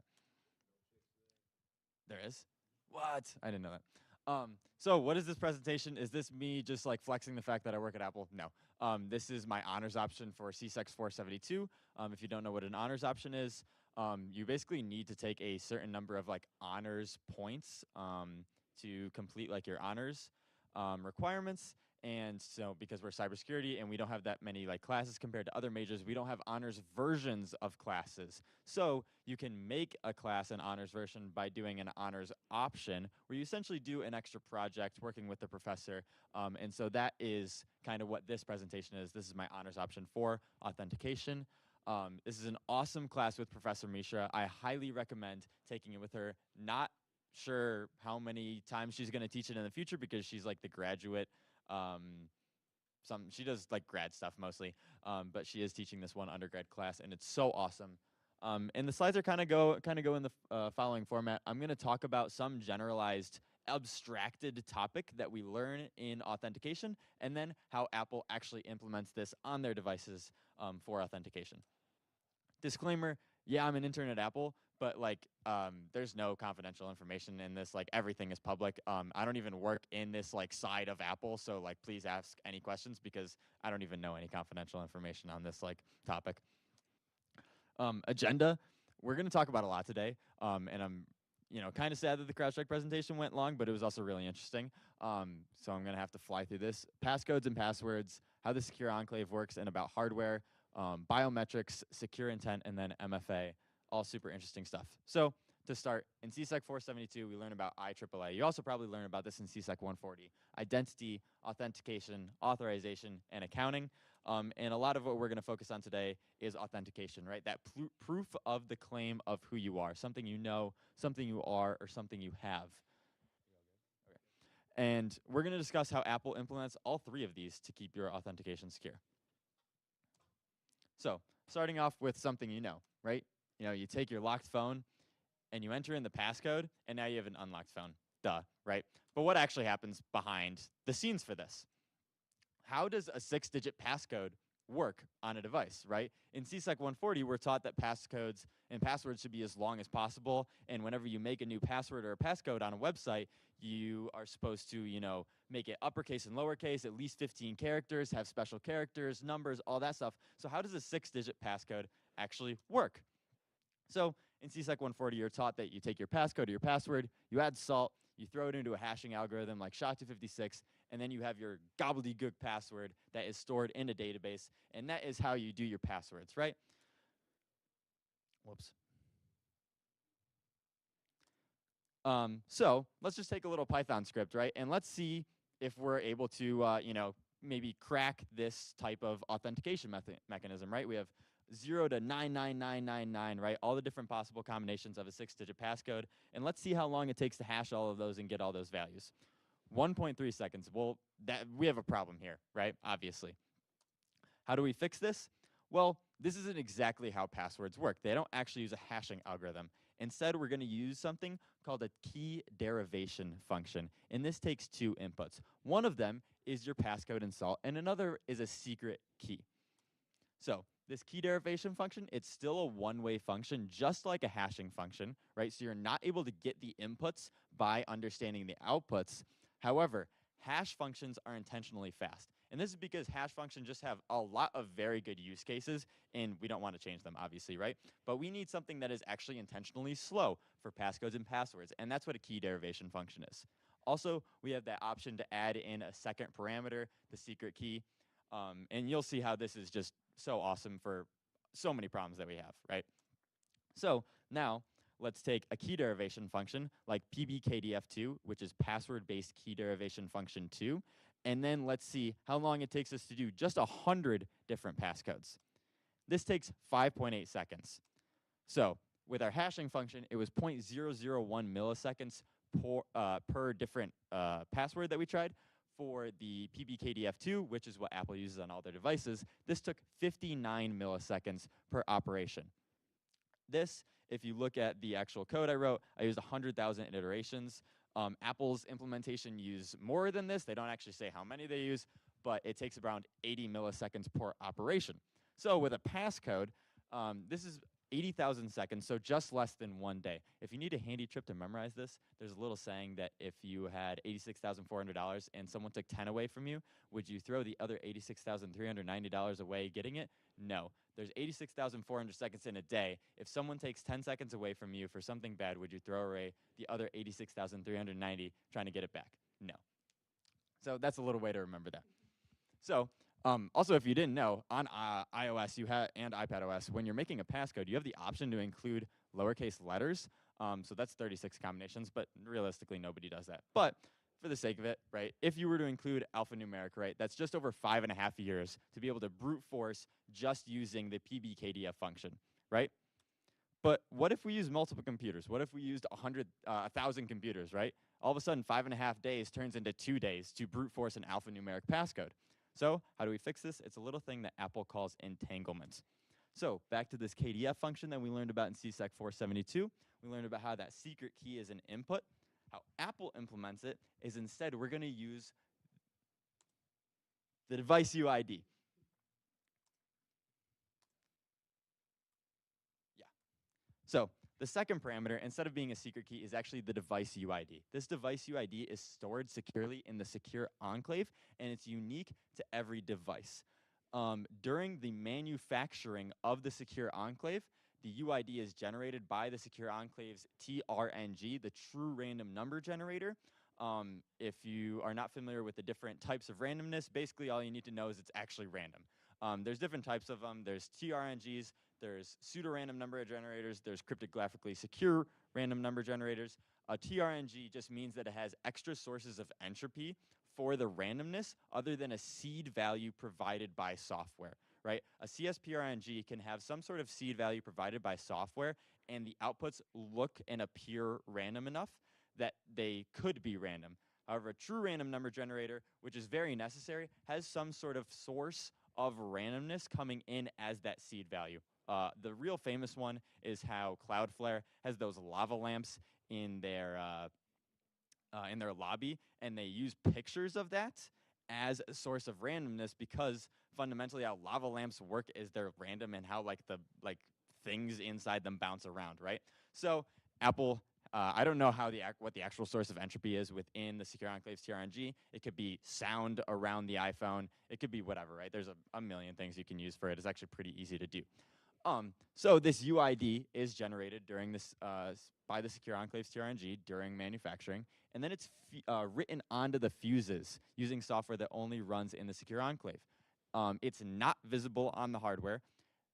Apple doesn't know what your UID is. Any software doesn't know what your UID is. Any debugging tools, circuit debugging tools, hardware debugging tools, nothing is able to figure out this UID other than the Secure Enclave.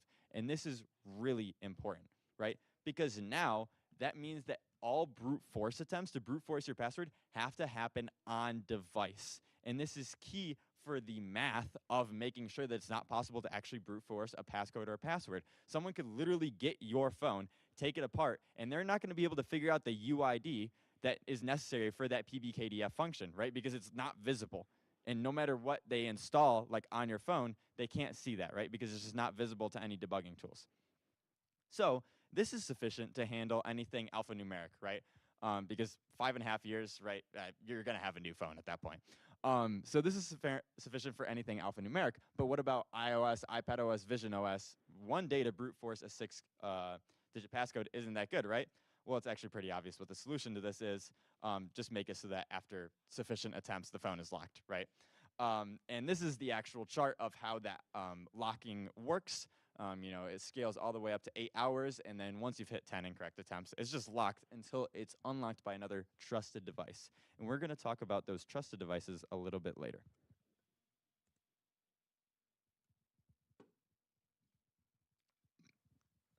So we talked about the secure enclave a little bit. And something important to note is that a lot of this security is not actually happening at the software level. Many people don't know this, but Apple's hardware is very prevalent compared to the software. The three biggest orgs within Apple are hardware engineering, hardware tech, and software engineering. 2 of those are hardware orgs. So there is a lot of engineering that goes into this hardware, especially the secure enclave. First, what's a trusted platform module? In CSEC 472 and also probably CSEC 140, you learn how a trusted platform module is basically a little hardware chip inside of a device where all of the cryptographic operations and cryptographic keys are stored, right? It's a very trusted unit where all that secure stuff happens, right? So here's Apple's TPM, which is called the Secure Enclave, this blue area right here. And what's actually in this, right? We have the TRNG that we talked about earlier. We have an AES engine, a public key accelerator. That's important to remember for later. And then we have the secure enclave processor and the memory protection engine and the secure non-volatile storage. We'll talk about those 2 things on the right in a little bit. But the first thing we're going to talk about is that secure non-volatile storage. This is for storage for any encryption keys and biometric templates. And what's super cool about this is it's basically just a little disk, and the only thing connected to it is a bus that is connected to the secure enclave. So the only thing that can read from it is the secure enclave, right? So this is where we're going to store all of our keys and all of our biometric templates. So if we take our flow from earlier, and then we compare it to this diagram, we can see how our passcode flows into the secure enclave, how it's hashed by the KDF function. We take the device UID from the secure enclave, and then we store it in the secure non-volatile storage. And all of these mathematical operations are happening in the secure enclave processor. Something to note for later, that this key is actually used as a source of entropy for a whole bunch of other encryption keys that we're going to use for disk encryption. And you're going to want to remember that for later. So what are a couple of attacks that the secure enclave actually stops? The first one, timing attacks. We don't actually learn about timing attacks in CSEC 4072, but I thought it was important to note. Essentially how timing attacks work is when your chip is doing cryptographic operations, based on how long and how much power is used during those cryptographic operations, you can actually use that information to extract the keys from the hardware, right? Sounds crazy, but it's been done before, right? This is a map of clock cycle variation based on the different values provided to cryptographic operations. So you can see how with enough data and with enough with enough data, you would be able to actually extract that information. So the solution to that is to actually run the secure enclave at a limited voltage, because then you can't have those spikes where operations happen super fast. Sounds, counterintuitive that you intentionally run hardware slower, but the secure enclave does run at a lower voltage than the rest of the phone to prevent these timing attacks. Next attack that we want to talk about, replay attacks. We go very in-depth in CSEC 472 into replay attacks. This is essentially how a replay attack works. Alice is trying to authenticate to Bob, and she'll say, my password is Frank, right? And then Trudy will intercept that message and then also send it, right? Even though he's not Alice, but he's going to send that message that Alice already sent to try to authenticate that Trudy is Bob. So how does the secure enclave stop this? Essentially, in all AES protected memory, within the memory protection engine that I pointed out earlier, we're going to include not both our data, but also an anti-replay value into our encrypted memory. And then we're also going to have a CMAC, which is basically a way to hash, and it's not true hashing, but it's a way to authenticate the memory once we want to re-verify it, right? So we take this data, we encrypt it with AES, we take the CMAC of it, we store it next to each other, and then when we decrypt it, we're also going to compare the CMAC of our decrypted data to the CMAC before we encrypted it, right? So yeah, all cryptographic operations happen in the Secure Enclave's memory protection engine. All the data, I thought this was kind of interesting. It's encrypted using AES XEX, so that's XOR encrypt XOR. Why? I don't know. But the key for this is it's actually generated each time that your device boots, the key used for these cryptographic operations for encrypting memory in the memory protection engine is generated each time with the Secure Enclave boot ROM. It's not like the same key over and over. It's regenerated at boot. Not sure why, not sure how that factors into anything, but I thought it was something to note. And that anti-replay value is added into the CMAC calculation. And interesting, this anti-replay value is stored in a data integrity tree in a separate piece of RAM. This is something I didn't even anticipate going into that we learned from CSEC 472, these data integrity trees, but we will in a sec.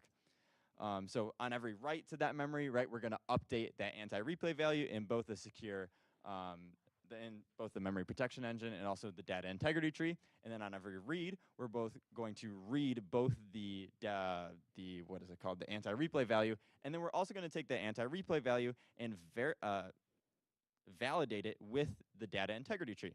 So what's a data integrity tree? Well, back to CSEC 472. Apple doesn't actually say how, what type of data integrity tree they use, but this is one example. It's a Merkle hash tree. And essentially, we're going to have all of these pieces of data, right? And then we want to verify that this piece of data given to us is correct, right? So the person giving us is going to give us this piece of data, and then this root hash signed by their private key. And then all they also need to give us is this hash, and this hash. And we should be able to compute the root hash and then decrypt it with their public key. And then we know that this piece of data given to us is correct and has not been tampered with or verified because of that signed root hash. Super important, and just a really neat thing they do to verify the integrity of this. Any questions before I move on to biometrics? Yeah, Max. Yeah, like the actual, like, you're saying it doesn't matter what the value of it is? Yes, it's a nonce. Yeah, John. Sorry, the question was, is the anti-replay value a nonce, meaning the value of it does not matter? Yes, it's a nonce. Yeah, John.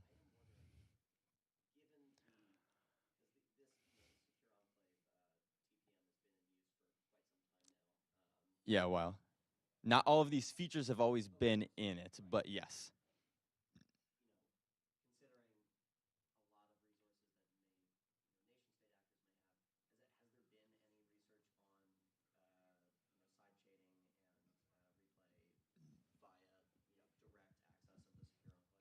Yeah, so that's why they added that. Like this specific, this anti-replay value is one of the most recent additions to the Secure Enclave. Yeah. Oh, sorry. Thank you. So the question was, has there been any research into side channeling when having access to the Secure Enclave to try to defeat this? Yes. I couldn't quote the actual research for you, but that's how they actually added this anti-replay value, because before, yes, those were attacks against it. This anti-replay value is like within the last 5 years, I believe. And the Secure Enclave has been around since like the iPhone like 7 or 8 or something. Don't quote me on that. But yeah, so that's pretty recent. And so is the timing attacks. That's pretty recent as well. So yes. And also, like, one thing they just add is like memory integrity enforcement, which adds tagging to different sections of memory, just in general. But yeah, so yeah, there is a lot of research. Actually, Sherrod posted a really interesting article talking about some of that and why they added memory integrity enforcement, which is memory tagging, in like the news channel, I believe, in the Discord. So go check that out. Any other questions before I move on to biometrics? Yeah, Jonathan.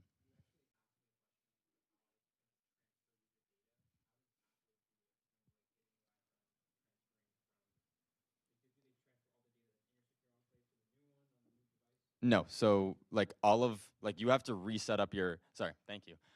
The question was, when you're transferring data to a new device, how does that actually happen? None of that is transferred to a new device, right? You have to, when you get a new device, you have to reset up your passcode, you have to reset up your biometric templates, because no data in the secure non-volatile storage can be transferred over to a new phone. That's just the nature of it. A lot of all the data that like can be transferred over a new phone, that's all iCloud data. But nothing, so none of that is in the secure non-volatile storage. Anything else before I move on? Those are some good questions. All right, So now we obviously have secure authentication, but all they need to remember is a 6-digit code. But what if we didn't have to type anything? Here in biometrics. So CSEC 472. For biometrics, we've already covered something you know with a passcode or a password, but now we're going to talk about biometrics, which are something you are. Some of the more common ways to do this: face, fingerprint, eye, palm print. Some of the newer and uncommon ones, speech is an interesting one, and also gait, which is the way you walk. If anybody's ever seen Mission Impossible before, the scene where they fool that, that's like one of my favorite scenes. Some of the necessities for biometrics: we need to be able to apply this to everyone. In reality, not always possible, but we can try and do as good as we can, right? Uniqueness: we need to be able to distinguish and identify an individual with certainty and not be able to be confused with anyone else. Permanence: these characteristics need to not change over time, which is something you're going to want to remember for later. And then collectability: it needs to be easy to collect this data.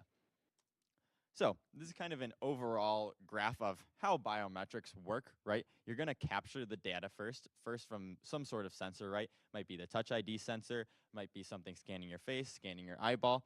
And then we're going to do feature extraction like we just talked about in the last presentation, right? We're going to figure out what data we actually need within that data that is like valuable and informational to us. If it's the enrollment phase, we're going to create a template from this, and that template is going to get stored in the secure enclave non-volatile storage. And then if we're just doing classification, we're going to compare that to the already created template, right? And then we're going to get a yes or a no. So how does Apple do this? Everybody's familiar with this, right? We've got Face ID on the iPhones.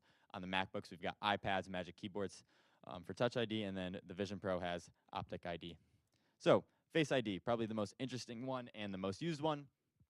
It's got a true depth camera system, which is not the same thing as the normal front camera, right? That's one of the main reasons why like your MacBook has an actual front camera but doesn't have Face ID, right? Because it's two separate cameras. Projects more than 30,000 dots on your face. The placements of these dots are randomized to prevent any types of spoofing. We're going to talk more about the spoof detection later. All of this data is sent to the secure enclave. And then we've got the secure neural engine, which actually does the classification of whether or not you are you, right? So this is a very important diagram, and I'm going to bring this up a few more times. The true depth camera, right, that's doing the capture. The secure neural engine is doing that feature extraction and the actual template creation and the comparison, and then that template is stored in the secure non-volatile storage. However, the rest of your phone can see this output, right? It can see the yes or the no, and this is super important because what we can do with this is we can make APIs available to other apps so that they can use the biometrics available on the phone while still protecting your biometric data, right? It's not seeing any of your biometric data. It just gets the output, the yes or the no, and we're going to talk more about that later. So the actual interesting information about how this works, it actually uses machine learning. It uses two neural networks. The first one is actually used for the actual classification to determine if your face is the same as the template is stored. It's trained on more than 1 billion images with all participants' informed consent. All that good stuff, right? This helps Face ID work in light and dark conditions, yada, yada, yada. Cool. The second neural network is actually used to stop spoofing, right? This helps detect stuff like pictures and masks from being able to successfully authenticate. Furthermore, it needs to adapt to change. We talked earlier about how biometrics shouldn't change, right? However, faces are one of the biometrics that are more adaptable to change, right? Especially in younger children. Their faces are adapting much faster. So we need to also incorporate that, right? When a user successfully authenticates with Face ID, if it was a good enough capture, it would actually use the mathematical representation of the face to temporarily update the template stored in the secure non-volatile storage. And this will be used for a finite number of temps before that piece of the template is discarded. Furthermore, if a Face ID authentication was actually a failure, however, right after the user successfully enters their passcode and it was still a good enough capture, it will also use that capture of your face to temporarily update the template. And this helps account for stuff like facial hair or makeup, which would throw off the initial Face ID algorithm, but can help make the false rejection rate better for short periods of time. Now to the original one, Touch ID.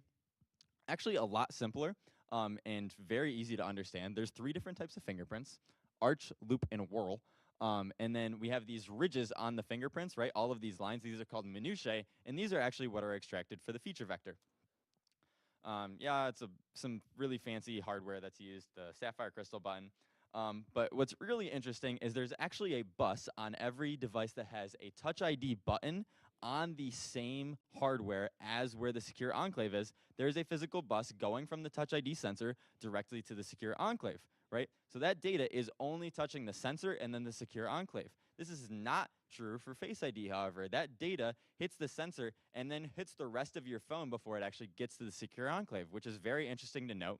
I don't know 100% why. I'm assuming it's just there's too much to only be going over this single dedicated bus from the sensor to the secure enclave, but it's something interesting to note.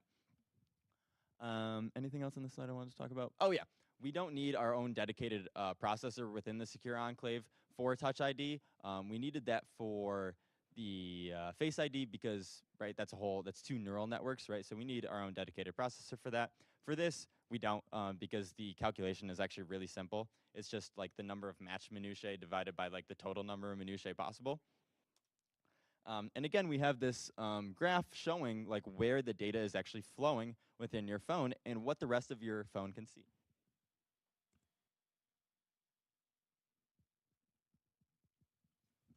But we have one case where we are actually not able to have the thing authenticating on the same hardware as the thing authenticating it, right? And that's what with the Magic Keyboard.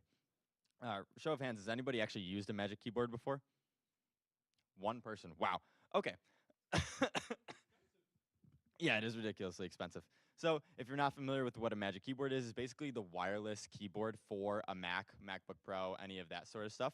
And on a Magic Keyboard, there is a Touch ID sensor, right? So how does this Touch ID sensor work with a device where like your your data is stored on the device, and it's not the same thing as where we have the Touch ID sensor? Well, on the Magic Keyboard, we don't have a full secure enclave, but we do have that PKA we showed earlier, the public key accelerator, as well as a small secure non-volatile storage. And so back to CSEC 472, this is how public key authentication works. It's quite simple, right? Just exchange public keys and then sign with your private key, encrypt with the other person's public key, and send to each other, right? It's that simple. It's real easy, right? Probably the easiest authentication we talked about in this class. So this is exactly how authentication happens between a Magic Keyboard and a Mac. Each Magic Keyboard can only be connected to one Mac, and what happens is during enrollment and pairing is what they call it. Yeah, pairing. They're actually going to exchange public keys, right? And then they'll store them in each other's non-volatile storage, and then these public keys are signed by Apple CA. Then whenever Touch ID fingerprint data wants to be sent from the Magic Keyboard to the device, we're going to do that public key authentication, use ephemeral ECDH to set up an AES communication. I'm not sure why they don't just call this TLS, because that's what TLS is, right? We have ephemeral ECDH to set up AES communication. They don't call it TLS, I think, because they're doing two-way authentication beforehand with those public-private keys, which technically TLS doesn't do. But essentially, it sets up TLS between your keyboard and your Mac. And that's how it sends the keyboard data to your Mac, which I thought was super interesting.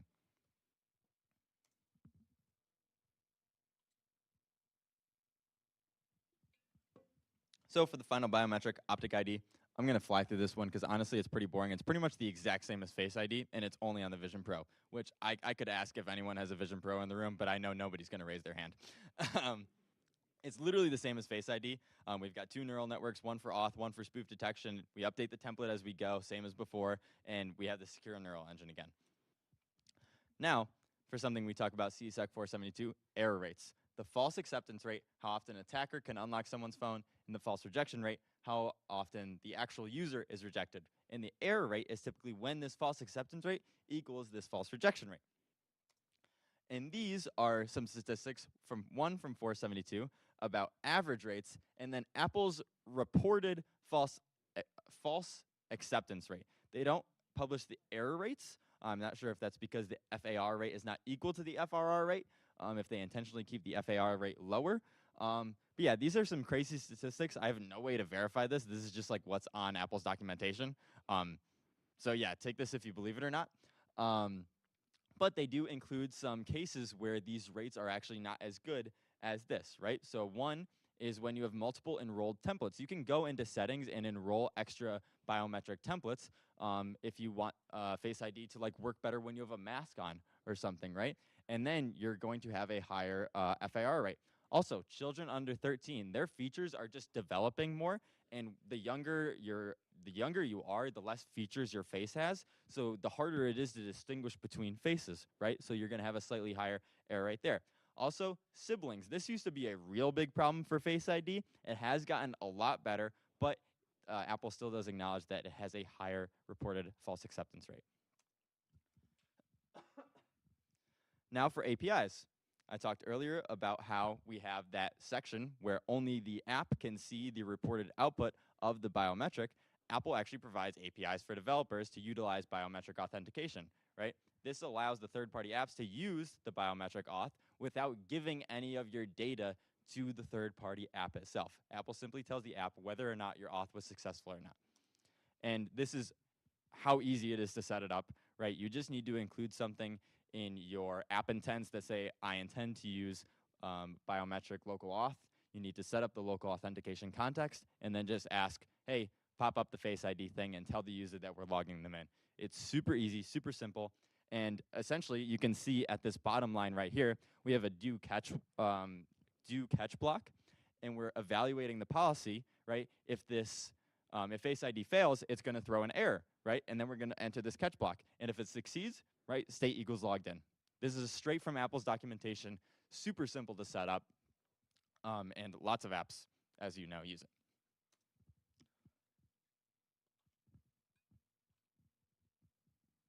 So we've talked a lot about passcodes and passwords and also biometrics. But if we have biometrics and we also have passcodes and passwords on the same device, how do they work with each other, right? And this is probably my favorite part of the presentation and the one I found the most interesting. So talked about earlier about how the output of the KDF function of your passcode is used as entropy for a whole bunch of other encryption keys, right? But what does this actually look like? These are called class keys, and these class keys exist in a key bag, and they're used for all sorts of different device encryption, right? So we have this key bag with class keys from 1 to 11, and then these are used to encrypt different sets of files, right? 11 being the highest, and class 11 keys are used to encrypt your keychain data. No idea what like the actual tiers of 1 through 10 are, but they're different levels of importance, obviously. So when Face ID or just any biometrics aren't enabled on your device and you lock the device, the key bag just gets deleted, right? And then when you enter in your passcode again, the key bag gets regenerated. Obviously, not the most efficient way to do that, right? So if Face ID, Touch ID, Optic ID are enabled on your device, when you lock the device, a biometric key controlled by the biometric subsystem just encrypts the key bag, right? So the keys can't be used for anything because they're encrypted. And when you unlock your device with your biometrics, the biometric subsystem then uses the biometric key to decrypt the key bag. And something Jonathan mentioned earlier, this is the same kind of concept of how locking apps with Face ID and Touch ID work, right? We're just going to encrypt those keys with the biometric subsystem key, right? Really cool and how they do the relationship between the passcode and the biometrics. Unfortunately, as you all know, there's just a whole bunch of other scenarios where Apple will just make you re-enter your passcode, and it's annoying when that happens. I'm not going to read through all of these because there's so many. Secure intent. This is the 4th out of 5th thing, and it's real short, but I thought it was really interesting and really neat when I was doing my research for this presentation. So what our problem is if an attacker will be able to fully root or jailbreak a device, right? How can we mitigate what they do? And one of the solutions to that is secure intent, right? Whenever someone tries to make any type of purchase, Apple Pay, App Store, any of that stuff, right? You get that little prompt that says press the side button twice. We've probably all done it, right? What's actually happening here is there is a bus from the power button to the secure enclave. There's strictly hardware involved here, right? And when you're trying to make that purchase, it waits for that bus to be activated with a double click from the side. So no software can be compromised. It's literally just waiting for the input from that hardware, right? I thought this was super cool and super interesting, so I wanted to include it. Now, to make it complete, multi-factor authentication, we've talked about something you know, something you are. Now let's talk about something you have. Apple, CSEC 472, we learn about MFA. MFA occurs when you satisfy 2 out of the 3 of something you know, have, and are. 2 examples there, like typing in 2 different passcodes, that's 2 of something you know, right? So that's not MFA. So Apple utilizes MFA on your devices when you're authenticating to your Apple account. This is very different than authenticating to your device, right? This is your Apple ID that everybody always forgets, and I do too.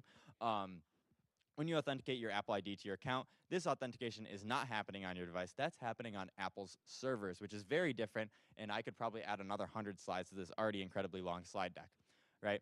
So Apple utilizes the concept of trusted devices along with the Apple push notification service to complete MFA. So an example, this is my phone. This is a trusted device. I'm already logged into my iCloud account, right? This is my phone, right? It's obviously a trusted device. I try to go to Safari to log into iCloud, and it's seamless, right? My phone's a trusted device, but my Windows laptop is obviously not a trusted device, right? So I go to iCloud on my laptop. I go to log in. I enter in my username and passcode. That's something I know. And then I get a code on my phone because my laptop is not a trusted device. Then I enter this code, and I have the option to make my laptop a trusted device. In this case, because it's not an Apple device, it's just the browser that becomes a trusted browser. Any Apple device will become a trusted device once you've logged in, completed MFA. It'll give you the option, and then you also get a notification on all of your other trusted devices that you have a new trusted device. So I just wanted to add in a little bit about MFA. For completeness, these are all my sources that I used. Does anybody have any questions? Yeah, Jonathan.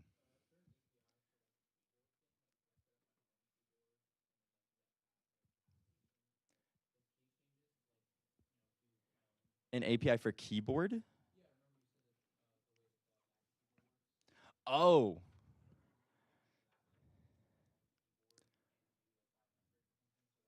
I don't believe so. No, that is like, yeah, that's Apple's proprietary. The question was, is there an API for setting up your own keyboard to a Mac, just like the way that a Magic Keyboard is? The answer is no. Like so many like device pairing things, that is all like their proprietary stuff. It's like not even a common like protocol used, right? They've just like made their own protocol. Max? Yeah, I saw that. That was super interesting. Could what be reverse engineered? I guess. The question was, could it be reverse engineered? And I asked what, and he said, I don't know. So yes, I guess. I don't know, if you want to reverse engineer, go and try it. Yeah, I don't know what the scope of what you want to reverse engineer is. Anything else? Oh yeah, yeah. What, 4:15, 4:10? That was quicker than my practice one.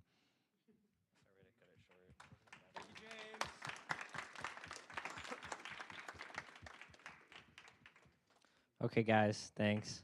Bye. Oh, also, if you plugged in the things under the table, please, you better unplug them and put them back the way they were before.